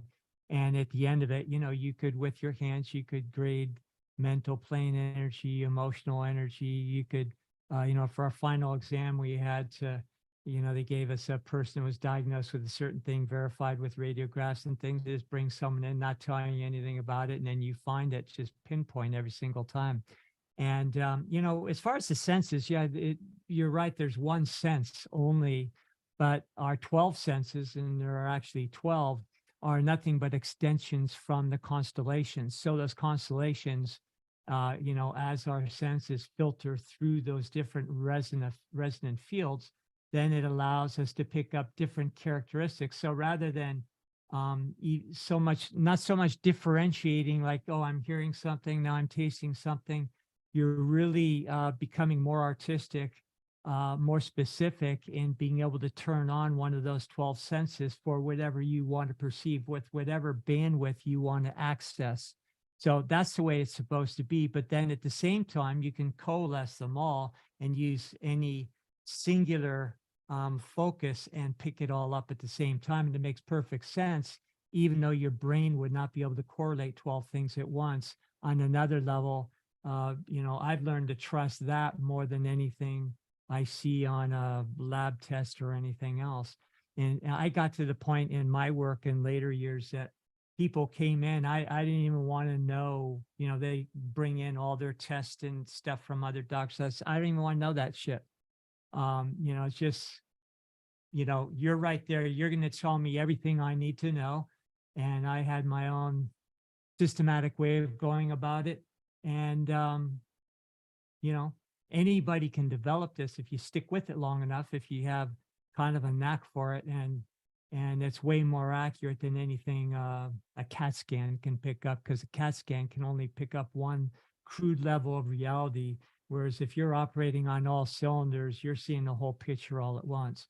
And also you can prioritize, because you can see things and then maybe go after them, with whatever modality you're using. But the most important thing is sequentially doing things in the order like any tradesman knows how to do, because by the time maybe you think there's priority over here in one part of the body, say, if you know how to really prioritize and do things in sequence, well, it's going to fix itself before you even get to it. So it really cuts down on your work at the same time. That definitely applies to tuning, where I've developed a pretty good knack for my wife can also attest to this. I actually have this weird innate draw to touch people where they hurt. I just kind of like poke and prod unconsciously at the most sensitive spot accidentally. So that is kind of turned into with tuning, where I often will find whatever the biggest deal, stuck energy, oldest story is, like the first place I go. And the advantage to that is that oftentimes other areas of stuck energy that are related to that story will resolve themselves. I may have measured that something is up in the solar plexus chakra, but the real heart of the issue was a heart chakra thing. I go find it in the heart chakra and then go to look and then I address the solar plexus later. I'm like, oh, that stuck energy is already moved and resolved. So I liken it to also how if you increase the flow, current, and water level of a river, then stuff that is stuck to the bottom floor of the river might just spontaneously get picked up and carried out to the delta. That totally applies with tuning, where there's a downstream effect, and even places that we didn't specifically tune can find improvement if we deal with the bottleneck areas. And so I often will just go straight to the bottleneck. And I'd say the last comment I'd have about sound work is every modality is sound work, whether you're using a tuning fork, whether you're using your hands and doing sacral cranial work, whether you're doing acupuncture, you're all affecting the sound resonance in different ways. So sound is where it's at. It's the sound ether is where matter precipitates, where experience precipitates. It's where consciousness meets the road. Couldn't agree more. Been really awesome to get your take on these things, Dr. Lando. Quite a pleasure.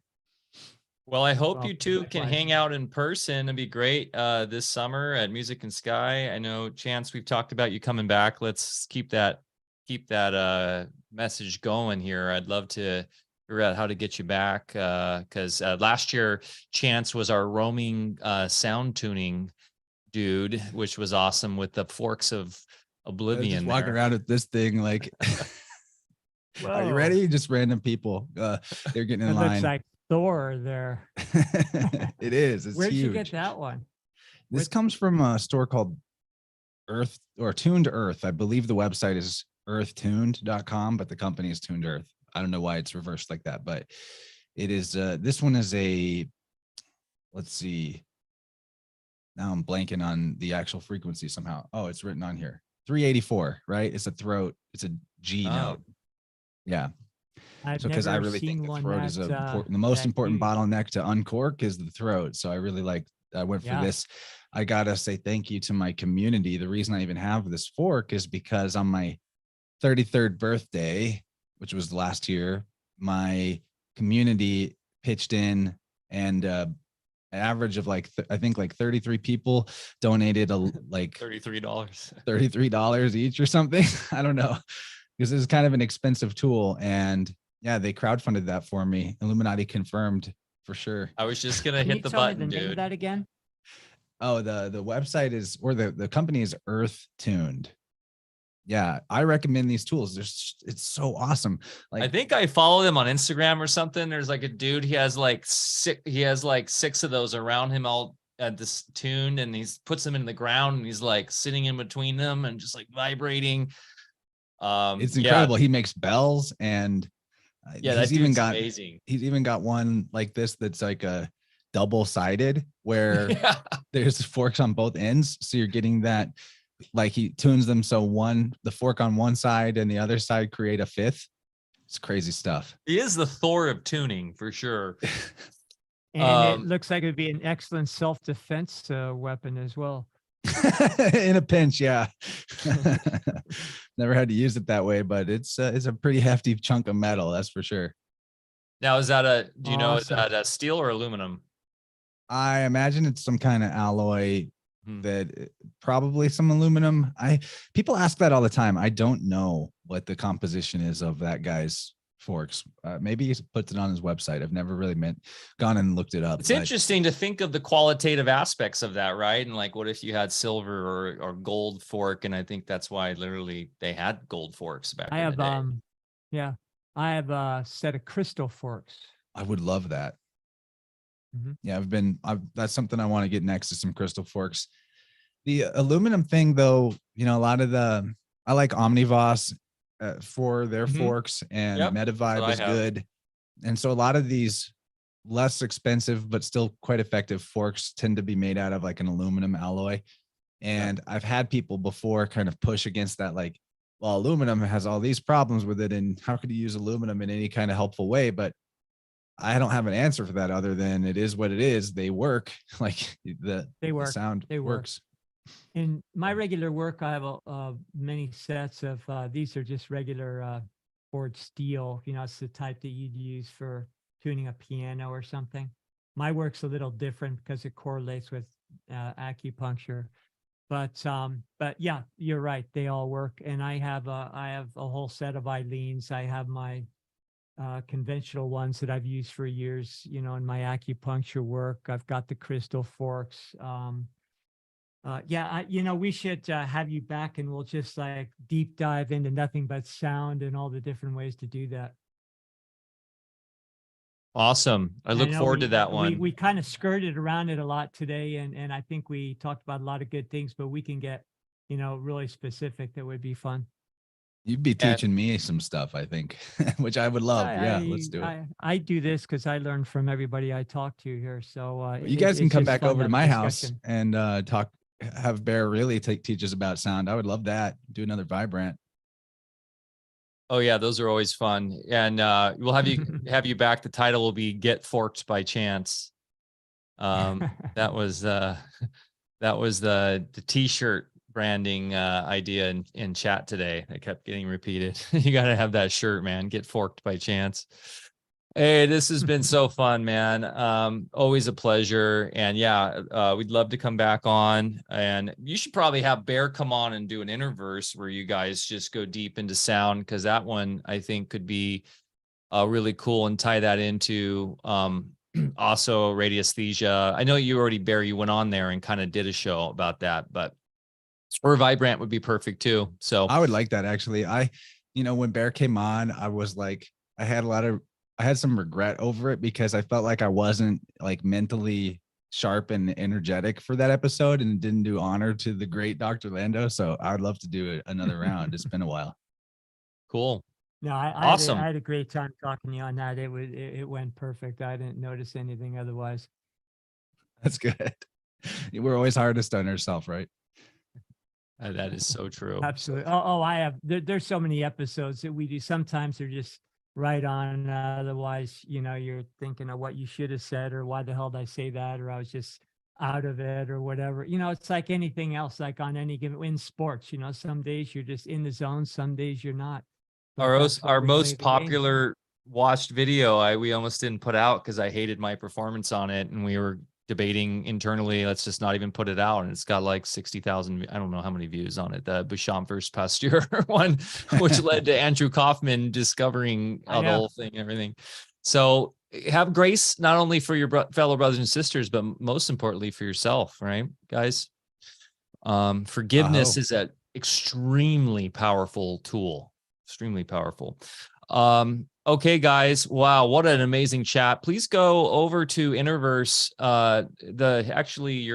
Your link's down in the show notes below, but give the audience that's listening, Chance, the best place to find you and follow you.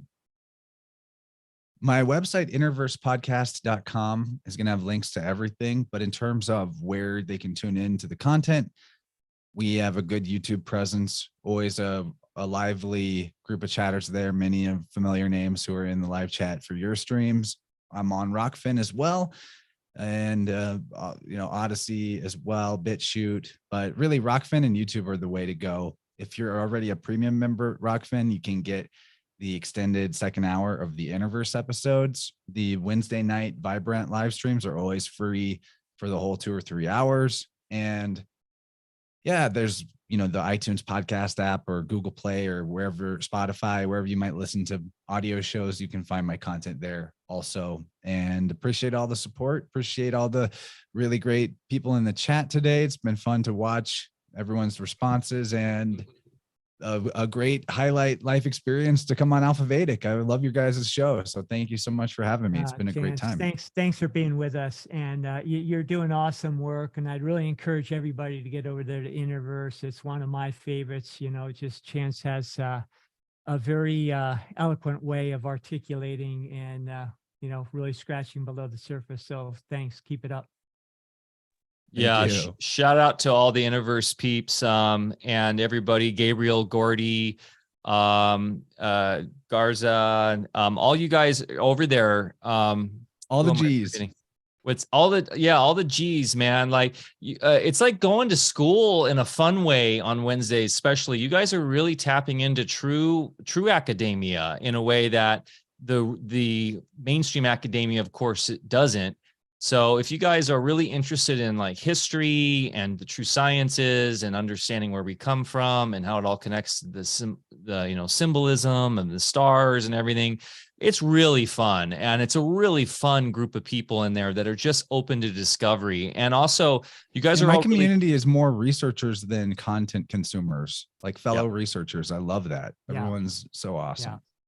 Yeah, like it's good when in your chat, like everybody is an admin or a moderator in your chat. It's like, yeah, man. Well, hey, thanks so much, guys. Please give us a thumbs up, share with your friends and family. It helps get the show out as far as you can. These are the kind of shows that I think are really enlightening and also inspiring for people to listen to that haven't heard this kind of stuff before. So please share with maybe that friend or family member that is maybe you consider quote unquote normie. I think these are the kind of ones that be like, oh yeah, this stuff makes sense. And you can go to alfavedic.com to find out all about us. If you are new to us, alfavedic.com, or our Telegram t.me/alfavedic, and Patreon at patreon.com/alfavedic. We love you. We'll see you next Thursday, 10 a.m. with the great James Tunney. That's going to be a very fun show. And you all have a great weekend. Get outside, get your feet in the dirt, go plant something, go for a hike. Show Mother Nature some love. She'll show it right back and teach you something. Love you. See you guys.